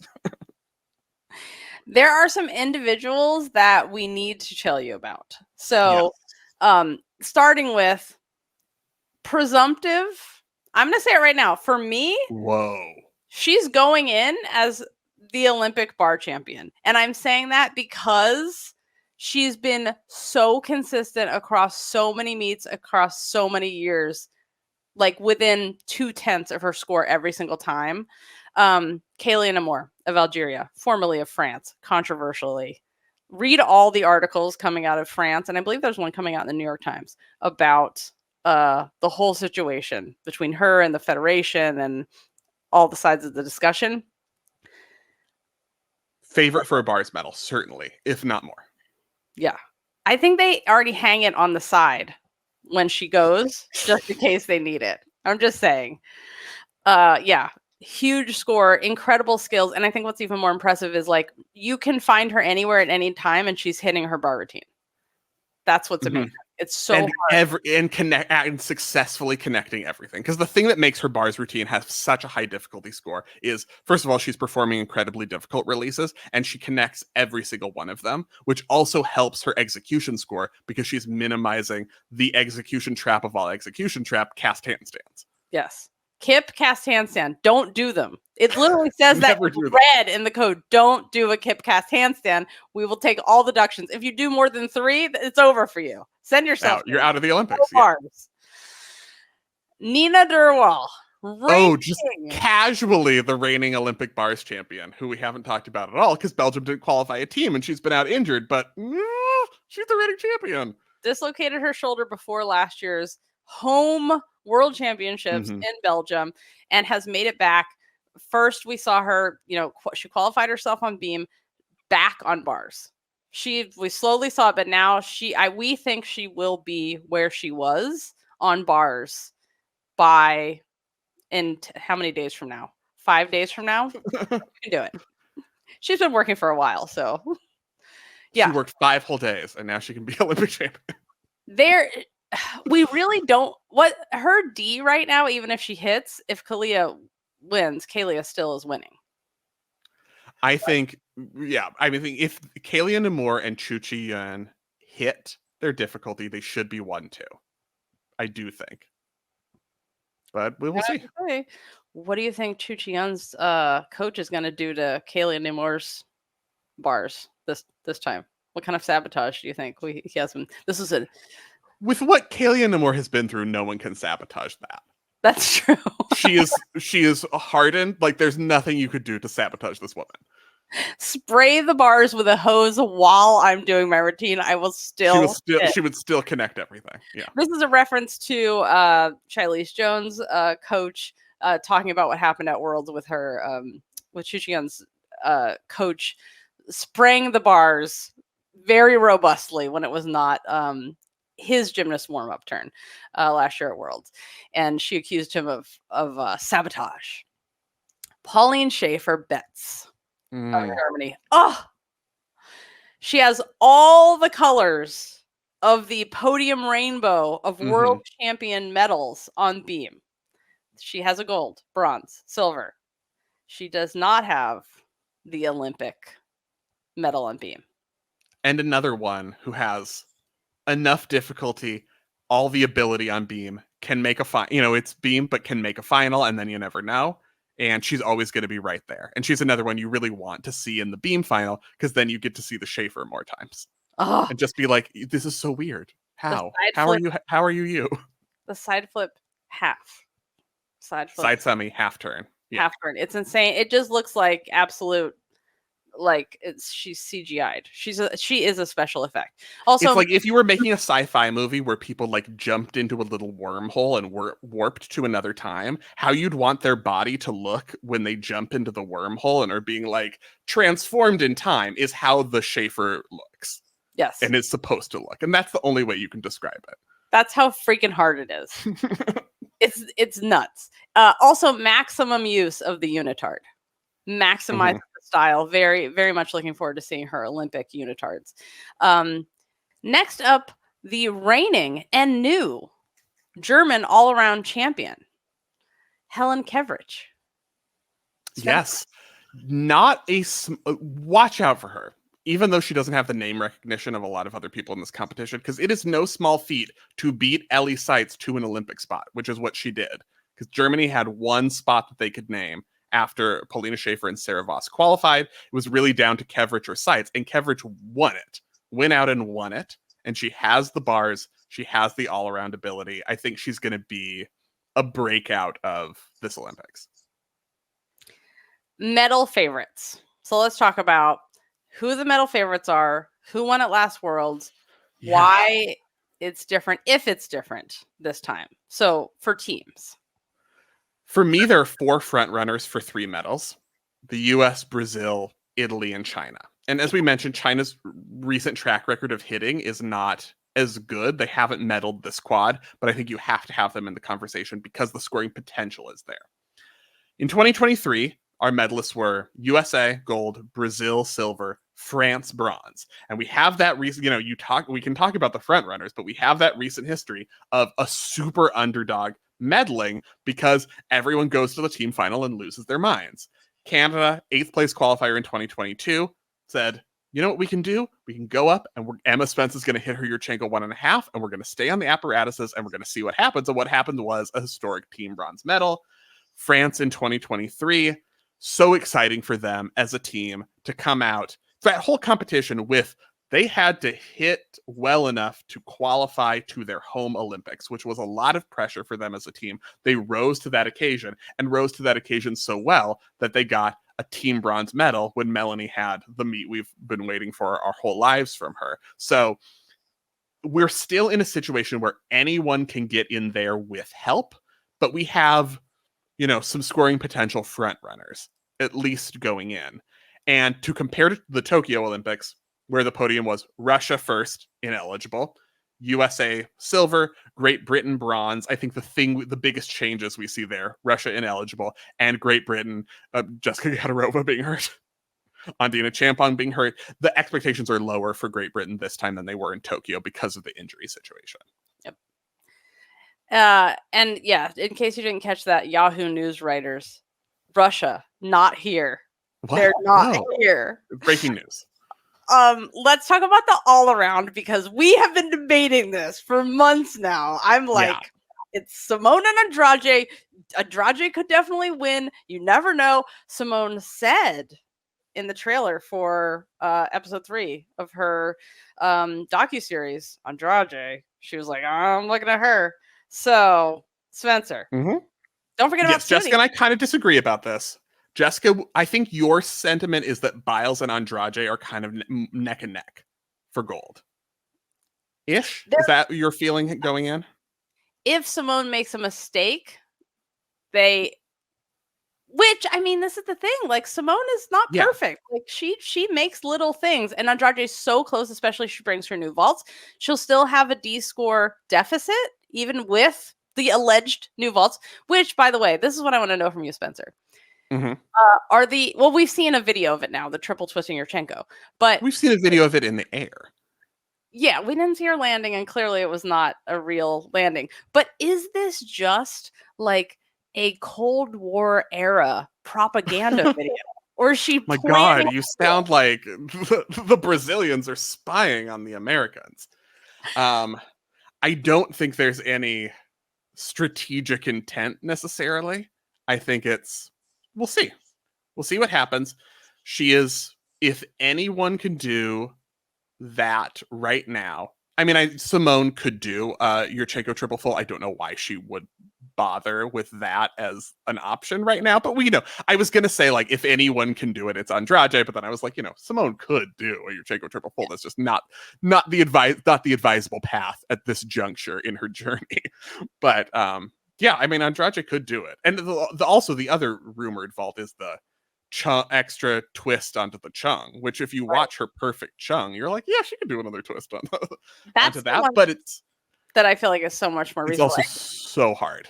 Yes. It's still so hard. And is it worth it? Well, that's the thing. So, and the thing is, the thing that we know for a fact, whether it's like a tactic to get in the head of the, other competitors, very sports ball. It is, whether that's true or not, it is true that Andrade always goes with how her body feels and what her coaches and doctors and trainers tell her. So if it's not right for her knees, she's not going to do it. She used 3 extra ACLs already. She's not going to try. Where are they going to keep sourcing these ACLs for her? Yeah, I think for me, Simone has an edge on Andrade, certainly heading in, but it is not a situation where Simone just has to go out and vaguely hit some routines and she's fine. She is being challenged in a way that we have not seen at least a gymnast outside the US challenge Simone in her career as a senior. Yeah. And so that is exciting competitively. And we at least have Biles and Andrade coming in as top 2 all-arounders, favorites for medals. I think bronze right now is just like a potential free-for-all. You're looking at Suni, especially the trajectory she's on, the hits we saw bits, beam day 1 at trials. If you put that with bars day 2 at trials and the, upgrades she's showing on floor, a comfortable Yurchenko double full, I think I like Suni Lee for bronze if she continues on the trajectory she's on. But it's not that far. You look at her scores, she's not that far ahead of, what we've seen from the Italians. Even notwithstanding Italy scoring, Manila Esposito, Alicia D'Amato should be right there. Melanie De Jesus dos Santos, when she's on, she is right there. Team who needs to vault, Kaylia Nemore and Chu Chi-yun, who are kind of overlooked in the all-around conversation because bars, and beam is really good. We don't talk about Nemours beam as much, but it's really good. They don't have the difficulty on vault, and they might not need it if they're hitting, the way they can hit on the other events. They can be right up there in the all-around standings as well. So I think still lots of contenders for bronze. Going back to the 2023 all-around podium, that was Biles in gold, Andrade silver, and then Shilese Jones in bronze by a large margin over everyone else. There was a big gap between third and fourth. So if Shilese Jones were healthy, I think we would have a very straightforward prediction for the all-around podium being a repeat of 2023 Worlds. But Jones is injured, and that really opens things up to much more uncertainty for who can step up and recreate that Shilese Jones scoring potential. Looking back to Tokyo, of course, Suni Lee, all-around champion, Rebecca Andrade, silver, they're both right there, and Melnikova, Russia, ineligible now. So it's, again, pretty similar expectations for the podium. You have Suni Lee and Andrade there, and then you add back in Simone Biles. Mm-hmm. Let's talk about vault, where we have a reigning Olympic floor champion contending for what we think will be a vault medal. Favorite Simone, Andrade, and Jade Carey. Reigning Olympic floor champion Jade Carey. Jade Carey, not vault. You inverted it. You said Simone, and I was like, yes, Jade Carey. Jade Carey. Floor champion was looking like she might have been the vault champion with Simone out, but then had the trip heard around the world in the vault final. And that's kind of why I feel like Jade participates in the whole redemption tour narrative, because she's like, I want the vault medal. Yes. That was not what I meant to do, and I do not want to end my Olympic career thinking about that stupid trip on vault. 2023 was Andrade, Biles, and Yeo Se-jung. Yes, that was the podium. I think they're all right there. Andrade, Biles, now Jade Carey, especially if that she's continuing to do that Amanar and keeping it consistent with her Chang. That gives her a good difficulty argument. So that's the biggest change from 2023 in terms of the podium expectations, because Carey wasn't on the team in 2023. Looking back to the Tokyo Olympics, Andrade gold, Skinner silver, she's retired, and then Yeo Se-jung bronze. So those are the ones to watch out for. I would add Colleen Deviar with her Rudy. Would love to see her in the final. An Chang-ok of North Korea is your North Korean gymnast who comes through and steals everyone's medals. I don't know that she has necessarily the execution to win if everyone's hitting, but should be right up there and challenging others. Never count a North Korean vault out. Never count a North Korean vault out. Yeah. I would love, like, the sentimental favorite. I think the fan favorite would be Alexa Moreno to get a medal. Has been around for so long, is such a beloved figure in the sort of gymnastics community and in the gymnastics fan community. 4th place in Tokyo. 4th place at Worlds 2023. It's been a lot of 4th places for her, and she's right there. And that would be very cool if she could get up into the medals this time. I also would love this because I want her to win a medal, and then I want to see pictures of her and the new Mexican president, the female scientist, together. Like, this will make my life complete. Bars. Yeah, obviously, we talked a lot about bars. We talked about Chu Chi-young, Kaylee Nemours favorites. And then similar to the all-around, I'm like, okay, we have 2 big favorites and then maybe a free-for-all. Because Nemours and Chu are way ahead in difficulty. But then we're talking, and they were also 1-2 at Worlds in 2023. Chu won gold, Nemours silver, and then Shilese Jones was bronze, and she's injured. Tokyo, Nina Derwell, champion. Ilyankova, Russia, ineligible. And then Suni with that wild bars routine that she was like, that is not what I meant to do, but I got a bronze. This final is weird. That final was so weird. Never forget the final where literally she got off the bar and Derwell was like, that was like the worst routine you've ever done. You still medaled. Yeah. So funny. I mean, leave it to a Belgian to speak the truth. It was so true. So they're all right there. I think we're talking about Nemours, we're talking about Chu, but then it's Suni Lee, especially if we're we don't know what difficulty she's putting together. That's going to be another very fascinating mystery of podium training. I would love to see, maybe she doesn't do the full twisting Jaeger like for the team or for the all around, but like if she's feeling like, let's go into event finals and see what happens, I would love to see that, even though it's a risky decision, but go for it. Nina is there. Becky Downey is there. Alicia D'Amato, but also kind of the entire Italian team, because this is such a good bars team for Italy. Helen Kevrich again, who beat... Hits If Italy hits, you guys, there will not be a dry tear on the continent. Like, dry tears, which is something apparently. there will not be a dry tear duct, a face less of tears on the. Yeah, you guys, I just feel like it's Italy's year. I just feel it. Anyway, carry So on. yeah, what we're saying is bars is super deep, and there are going to be people with exceptional accomplishments, exceptionally high D scores well into the sixes who do not make this final. And it is the thing I'm most excited about qualification, because Nina is at last rotation of the last subdivision on bars. So we will not know how things are going until the very end of the day in qualification with bars, because it's one of the most significant routines is ending the competition.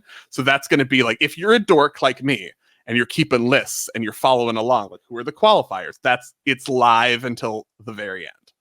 Yep. Beam. Beam. There's no such thing as favorites on Beam. Nope. That's not a thing. That's not going to happen.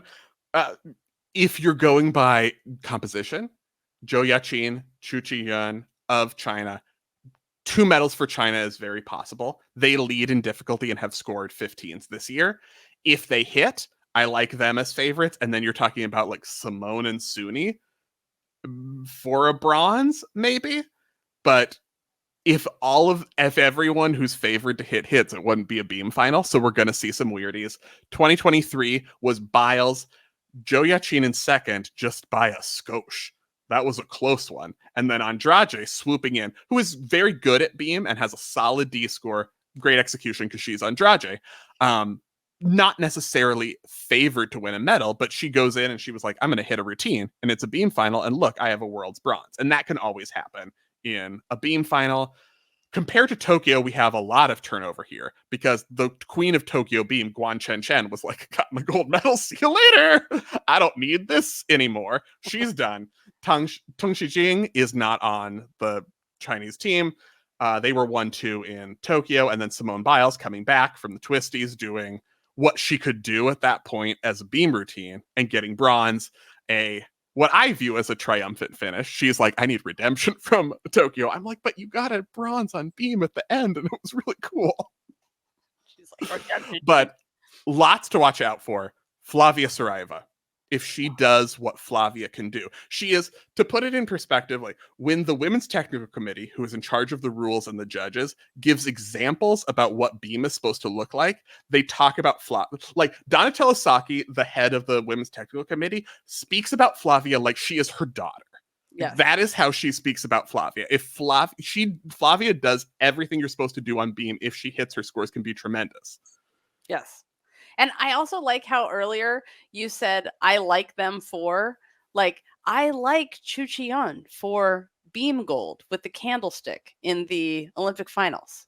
Oh, yes. I just think we should keep that up.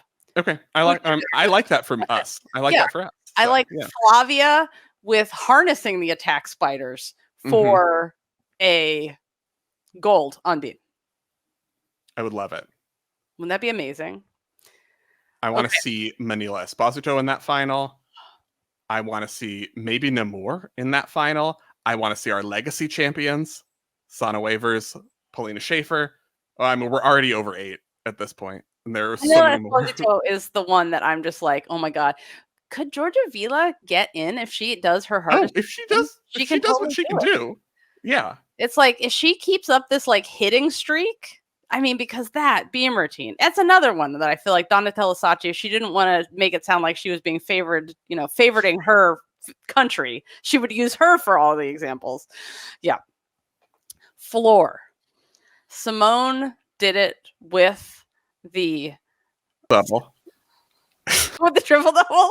She did it with the triple double in the party bus. Yeah, favorites for floor. I don't even understand what we're saying anymore. You guys were losing it, and Jessica hasn't even left for the our brains are gone already, and Jessica hasn't even left for the Olympics yet. So it's gonna get weird. Favorites on floor, Simone Biles, and we'll see. She definitely has a major advantage on floor with her difficulty and with how comfortably she can perform that difficulty. But we're looking at, again, Andrade, Flavia Saraiva, who got her bronze at Worlds last year, Jade Carey is the defending Olympic champion. Jordan Childs, we'll see how those scores translate from the US competitions to the Olympics, but she, got the essential 14s she needed on floor to make the Olympic team, which was a big deal for her, and has, I think, improved the dance element composition as the summer has gone on. So we'll see how that's received at the Olympics, but they are up there. 2023 Worlds was Biles Andrade Saraiva. That could be the podium, the floor podium at the Olympics, a repeat of Worlds, and you would not be surprised by that. Tokyo was Jade Carey. Vanessa Ferrari, who was trying to make it back, got hurt in the process of trying to make it back. So she is not here at the Olympics. And then at the tie for bronze with Murakami, who's retired, and Melnikova, who is ineligible. So we're going to see turnover in terms of the floor podium. Watch out for Melanie. If she hits her floor... Oh, forget about it. If the floor is the last... women's floor is the last final... If Melanie comes through and wins a bronze on floor for France and gets the French medal at the Olympics, Jessica's gone. Just the emotions are flowing. Oh my God. Guinea, as we talked about. I'll cry now. Italy, Andreoli, Esposito. Mm-hmm. And also, someone who opens up with a double tuck and then does the artistry and gets 13.85 that we haven't even thought about. Very possible. They might not win a medal, but they are so important to the history of gymnastics, the history of their countries, the legacy that they are building, the foundation that they have laid. So, and also, next up is part 2 of our interview with Dr. Hughes Mercier, who is the person who helped create the new JEP system, which is the Judges Evaluation Program, which is used to choose, identify, and select the most consistent, most accurate judges in similar circumstances, like world finals, Olympic finals, over the quad to choose the Olympic judges. And he talked about that last week and in part 1. And then this week, he's going to talk about some of the questions they encountered while studying the judges before going into Tokyo. And in particular, Spencer, they talk about these vault scores. There's another anecdote that's quite interesting in vault. When we train, when we calculated, we did the selection for the Paris Olympics. For about, the last 2 years, the TC presidents in both the men and the women's side were telling me what's happening in vault.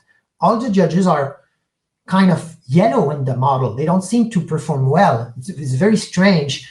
And we spent so much time on this, like with my programmer, and we thought, oh, maybe there's an error in our code. We poorly trained the data. What's going on?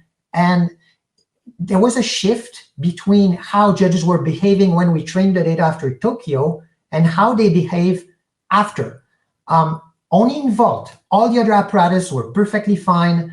And then we finally found it because in the World Cups on the women's side, everything was fine. And in the World Championships, somehow the performance involved was not much worse, but 10% worse, something like that. And we realized that Swiss Timing, who's doing all the World Championship, but not the World Cups, can now record the 4 deductions in vault on the women's side and also on the men's side. So essentially, the judges have to give 4 deductions in vault, right? So there's the phase 1 when you approach the vault, and then there's a support, and then there's a phase 2, and then which is the phase in the air, and then the landing. Now they have to give 4 deductions. And in the World Cup, I just have the total score. And for these World Championship, we have the 4 scores, the 4 deductions. And now they have to commit a deduction on each of these components.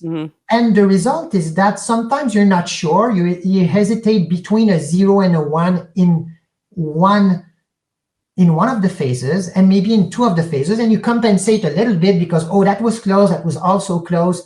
But now they cannot do that anymore. They have to judge each of the 4 phases, and it affects the evaluation. The evaluation worsens a little bit, not much, but just a little bit. It's very, very interesting because what it means is that we might think, oh, this is bad, but long-term it's good because by forcing 4 components, you have to commit 4 deductions instead of 1 overall that you sum on paper. And makes it a little bit difficult and more objective. It's a bit less subjective because you have to commit 4 deductions. And when I was talking to the TC president in trampoline, he confirmed the same thing. Trampoline is very clean, right? Because you have 10 skills on the trampoline, you judge a deduction for each of the skills. And he told me when we moved from an overall deduction to a deduction per skill, we saw the difference. The performance degraded a little bit because some judges, they were kind of arriving at the end and say, oh, that's a 1.2 deduction. And now they have to commit skill per skill. And it's even more objective than it was before. So you see, so in Vault now we can tackle these 4 elements, and we want to encourage all data providers to give us data. So you see, we're moving in tiny directions like that to make things better. Yeah, that's fascinating. Yeah. And I love that too, because so often, I mean, I know that one of the things that irks me a lot and a lot of fans is like, we're like the pre-flight had all the deductions. After she left the vault, that was fine. But those straddled legs and bent knees and legs apart in the pre-flight. So it's fascinating now that you can actually see that distinctively. Yeah, I love that the data is going that way, and that is moving towards more accuracy in terms of what you can evaluate too. One more thing for Paris, for instance, now, of course, right, the main issue politically is this national bias, right, or the impression that judges are biased. So they want to avoid that as much as possible. And there's a very strict criteria. It's maximum 1 judge per nation at the Olympics. So this is very, very strict criteria that they put in place.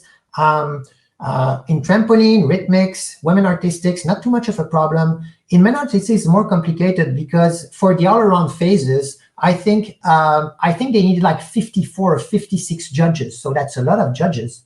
And of course, I mean, all the judges that were selected were very good, let's be clear. But you have to go down the list a little bit. And it's clear to me that the best judges in general, they come from country where there are the most gymnasts. And now that we know who the accurate judges are, the unbiased judges are, I would much rather have, let's say, 2 judges from China or from the US or from France or from Japan or for the UK, while keeping the same criteria, right? Okay, of course, we don't want same nation judges in apparatus finals. We want neutral judges. Of course, I don't want 2 Canadian judges on the same execution panel and so on and so forth. But you see, these kinds of trade-offs are very, very hard, and they really come from a good place. They really come from a good place. We want neutral judges. It's very important. In trampoline, we need 12 judges. That's not an issue. But when we need 56, then it's become a little bit more complicated. So in that vein, I wanted to ask you about, go back to that question of, how do we know, what is your evidence that the system is working? And if specifically, if you could give the example of who will be the judges in Paris, because I know your system helped to choose who would judge in Tokyo. And I think we saw very accurate, consistent judging in Tokyo overall. And so how did the system choose the judges that'll be in Paris? It was essentially the same thing. The F.I.G selected competition that were chosen where there was a lot of scrutiny and judges were checked and so on. Okay, so I want all these competitions to be in my database, and then we just calculated rankings like that, and the F.I.G could pick. But they had other criteria, right? You need a certain amount of category round judges. Category round judges is mostly based on difficulty, for instance. And the criteria were a little bit different from, between artistics and rhythmic in trampoline. But I would say that the accuracy score were an important part of what was done to select the judges. And what's interesting is that the most accurate judges, personally, I don't care about category that much. I'm kind of completely agnostic to it. And we have very, very, very good judges who are category 2. It's very, very interesting because sometimes you have very good category judges, category one judges, they judge difficulty over a full cycle, and then they go in execution, but they're rusted, they need the reps, right? And of course, I mean, they're not bad, just to be clear, right? But they're not at the very, very, very top just because they need the reps. This is something that we observe. And of course, we also always say that the brevet examination are akin to having a driver license. So I have a driver license, I'm allowed to drive.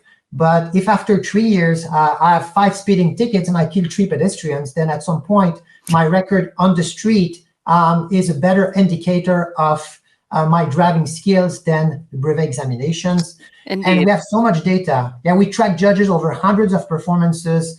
There's crowd noise, there's pressure from federation, from media, from podcasters, from everywhere, and flashes and hot and so on and so forth.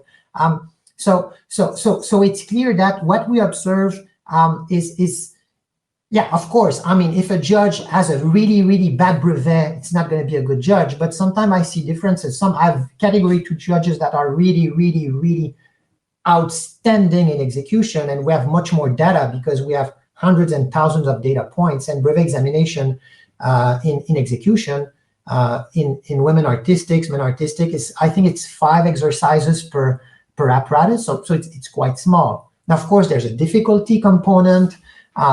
There's theoretical component.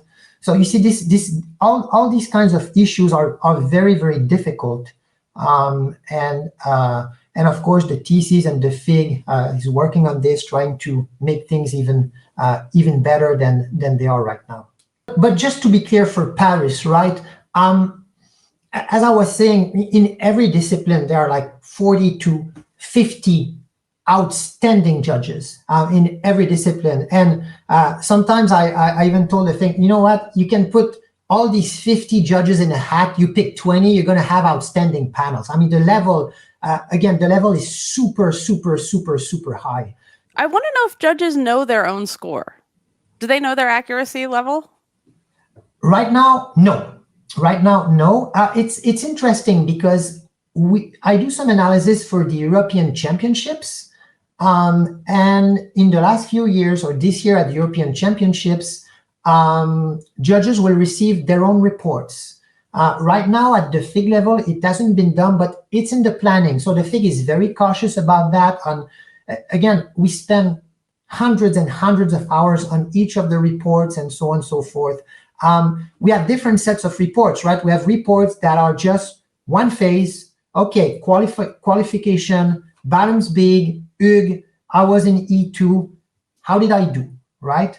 And we have judges that evaluate the full panel. Obviously, this is only for TC president and FIG officials. And we have, again, over long periods of time. So this is all under discussion. On my side, I think it's clear to me that and again, I understand the politics of it. It's very complicated because FIG interacts with federations. They don't interact with judges. They don't have the email addresses of judges. It's like, okay, yep. I'm a Canadian. If I'm selected for the Olympics, the FIG has to talk to the Canadian Federation and say, okay, we would like to invite your judge, Hugues, at the Olympics. Can we do so, and so on and so forth. So this is kind of complicated. Those are discussions that are ongoing right now. I've been telling the FIG for years that I think that as soon as judges receive their reports, performance will improve by 20% in the span of 1 year, I think, because the judges, they don't receive, and this is why they don't receive a lot of feedback. They receive feedback when they have their brevet.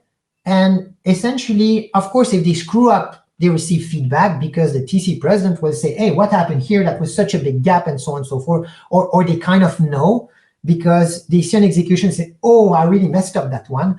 But they don't really know whether they're outstanding or good. And again, I really think that part of the job we're doing, because the system that we're developing is very comprehensive. And also, let's be honest, it's a big investment. It's a year process. It's expensive. I was telling the FIG that if you want, you're going to get so much benefit by sharing these reports with judges, because if you share them quickly, judges, they will go back and I will say, okay, we generate reports, and then the TCs at the World Championship, they will review performances, and maybe 2 weeks after, each judge receives his report. And most judges, you can take the report, say, okay, here I gave a 0.3 deduction, the panel gave 0.1. What happened here? Okay, I missed that one. Okay, I didn't see that. Or maybe as a judge, I would say, okay, I give 0.3, the panel gave 0.1. No, I think that I was correct and the rest of the panel was wrong because I saw that specific deduction, the others did not see it. And judges right now, they don't have this information. This is not uniform, but it's coming. It's coming. I think that it's not going to be during this cycle, but starting in the next cycle, this is something that will be put in place, and that when the reports are finalized and have been checked by technical committees and by sports managers, that they will be forwarded to the federation that can distribute them to judges. I want to go back for a second because I want to make sure that you have an opportunity to express this exactly the way that you want to, because I think a lot of people, going back to the NBA example and how they did the study and they found there was racism and then it disappeared without anything changing on the NBA side, and sort of that just awareness of an implicit bias can then change a result. I want to ask basically if there's something, if you don't know that a bias exists, how can you address it in the system right now? Like, I know that you have the most accurate and precise judges, but if everyone, for example, has the same implicit bias without studying it in some way, and I realize you might not want to be like, tell the judges to take part in this evaluation because it might affect the end result, but how do you answer the question that people might have of, if this was found in the NBA, it could be found in any kind of judging. So wouldn't we want to know if it exists? Yeah, I think so. Wow. Again, this is a very, very difficult question because you cannot discover biases by chance, essentially, right? You have to know where to dig. Maybe Fujitsu has data like that, right? Because they trained their model, they trained their AI with different body types and phenotypes. Maybe this is information that they have, for instance. But right now, we don't have any such thing in the data that I have. There's no such thing that would allow us even to start doing such a thing. Yep. Yeah. So I don't think, for instance, that the F.I.G records, let's say, height, right, or weight or something like that, right? The only thing that we have, and also in Europe with the GDPR, you have to be very careful of what kind of personal information that you store and for how long and so on and so forth, right? So the only thing I need for me is nation and gender for judges and athletes, of course, name, F.I.G ID, and that's it, right? And yeah, I could probably have access to the date of birth of both athletes and judges, but yeah, so it's very, very basics. There's no such information that's recorded, I think.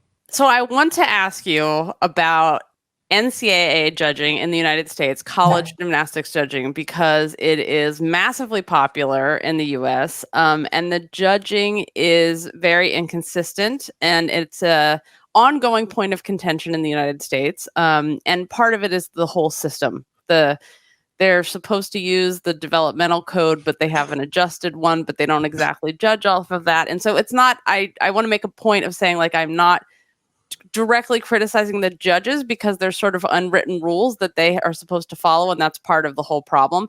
But I want to know from you, because obviously this is my dream. If the NCAA called you tomorrow and said, hey, we want you to implement your judging system for our NCAA college judges. So you have an evaluation system and all of this, and they use the 10.0 system. They're not the difficulty and execution system like the F.I.G. How would you address this? I would love it. They can call me anytime. They can send me my email. They can send me an email. There's no problem. There are two things, right? The first thing is, let's talk about the 10.0 system, right? And at the world level, it totally made sense to remove it because again, when you're bounded by a 10, it becomes already more subjective. You have to be very, very cautious. It becomes more subjective because if you're bounded by 10, then the biases, like the position bias, were observed at the 10 level because essentially there's a big advantage in going last. Because I'm a judge, I say, oh, the first athlete passes. Oh man, that was an outstanding routine. Should I give it a 10 or a 9.9? Well, how about if there's a better 10 that comes later, right? I might as well give the 9.9 now and leave me some space later to give a real 10. So again, it's at the beginning, it's more subject to subjectivity. Let's put it that way, right? But it's okay. So at the NCAA level, again, a disclaimer, I don't know the sport very well, just to be clear, right? But again, the constraint to get a 10, so you have a basis level. So I really want to have something that differentiate at the top level, right? Okay, but we go back to the same principle. Execution must be based on a code of point, which might be different, but it has to be precise. It has to be applicable. It cannot be things that we hear like, oh, giving a 10 is like a feeling. No, it's not a feeling. I'm sorry, because feelings are subjective. Feelings are influenced by crowd noise. They're influenced by biases, by all kinds of things. It's very subjective. So again, the problem is not the 10 boundary. The problem is, okay, we have to make sure that the execution is super, super, super objective, clear codes of points, clear deductions, good panels, neutral judges, and then it's a piece of cake in a sense, right? So again, the 10 boundary has some issues, but they're not unsurmountable. At the world level, it was very different because it's like, yeah, oh, that's a 10, but this 10 is a bit more 10 than the other 10, right? And then it becomes super subjective. So at the world level, it's completely different, right? It's like, no, we don't work like that, right? There's a difficulty component, there's an execution component, and the objective for the technical committees is to kind of weight. So how much weight do they want to put on execution? How much weight they want to put on difficulty? If they put too much weight on difficulty, then athletes will try very hard figures, even if they don't land them properly.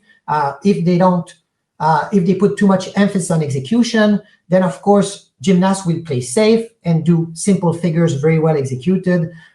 So this is a different ball game. At the NCAA level, no, okay, you have your 10. Many athletes start from 10, and then you judge execution, but it has to be judged objectively. So you go in, they fix the code of points. So it's like, this is the actual NCAA code of points, and everyone is expected to take the actual, there's a lot of up to deductions, which I think is kind of you can take up to 3/10, and that's where, but but if you can do that, you have to be clear what the up to correspond to, right? I had the same discussion in parkour last week, right? Mm-hmm. Because in parkour, you can have a very basic figure, but if you start from the floor and you land a very basic figure on a table that's 6 foot high and that's bent 15 degrees, like it's a tremendous amount of difficulty there, right? They're kind of thinking about these things. But again, okay, if you want to upgrade or downgrade up to 0.3, it has to be clear what corresponds to a 0.3, what corresponds to a 0.2, and what corresponds to a 0.1 with specific example. Okay, this is a 0.3, this is a 0.2, this is a 0.1, right?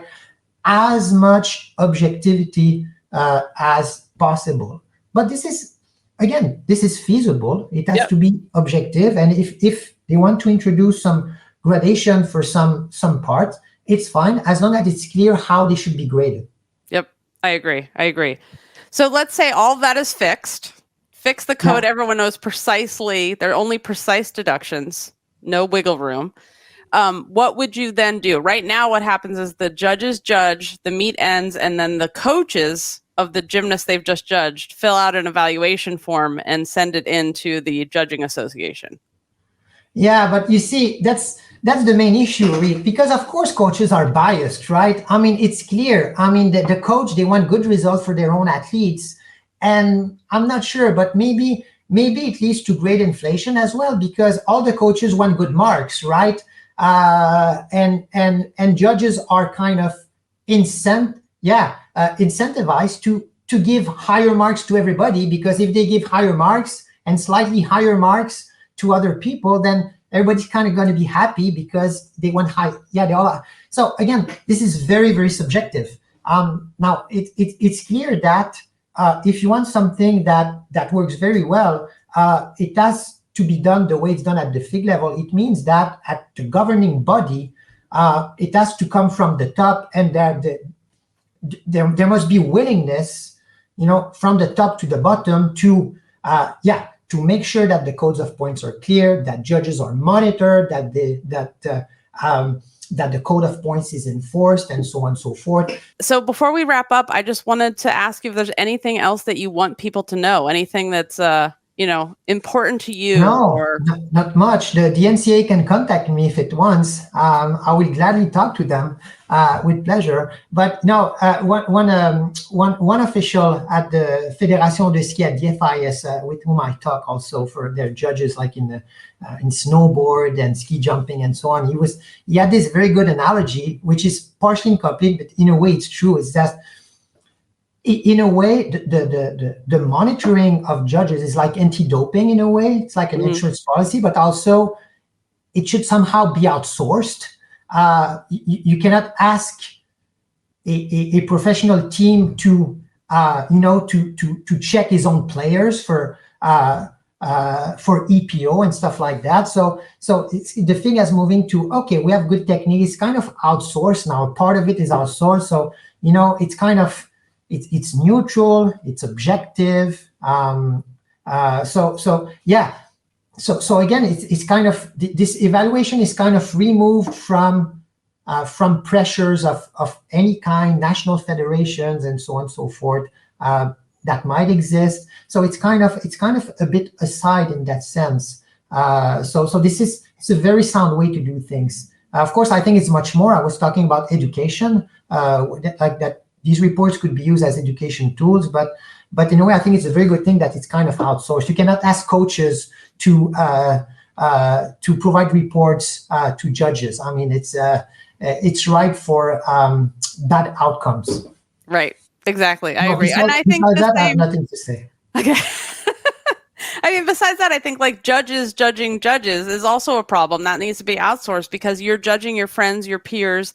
I think that needs to be separate. I think that the way the FIG is doing it here, where you are a separate entity, but you don't work, you're not an employee of the FIG. You are a separate entity that evaluates the judges and then, can talk about how things can be changed or whatever, but you're not part of it, which is, how it is in NCAA.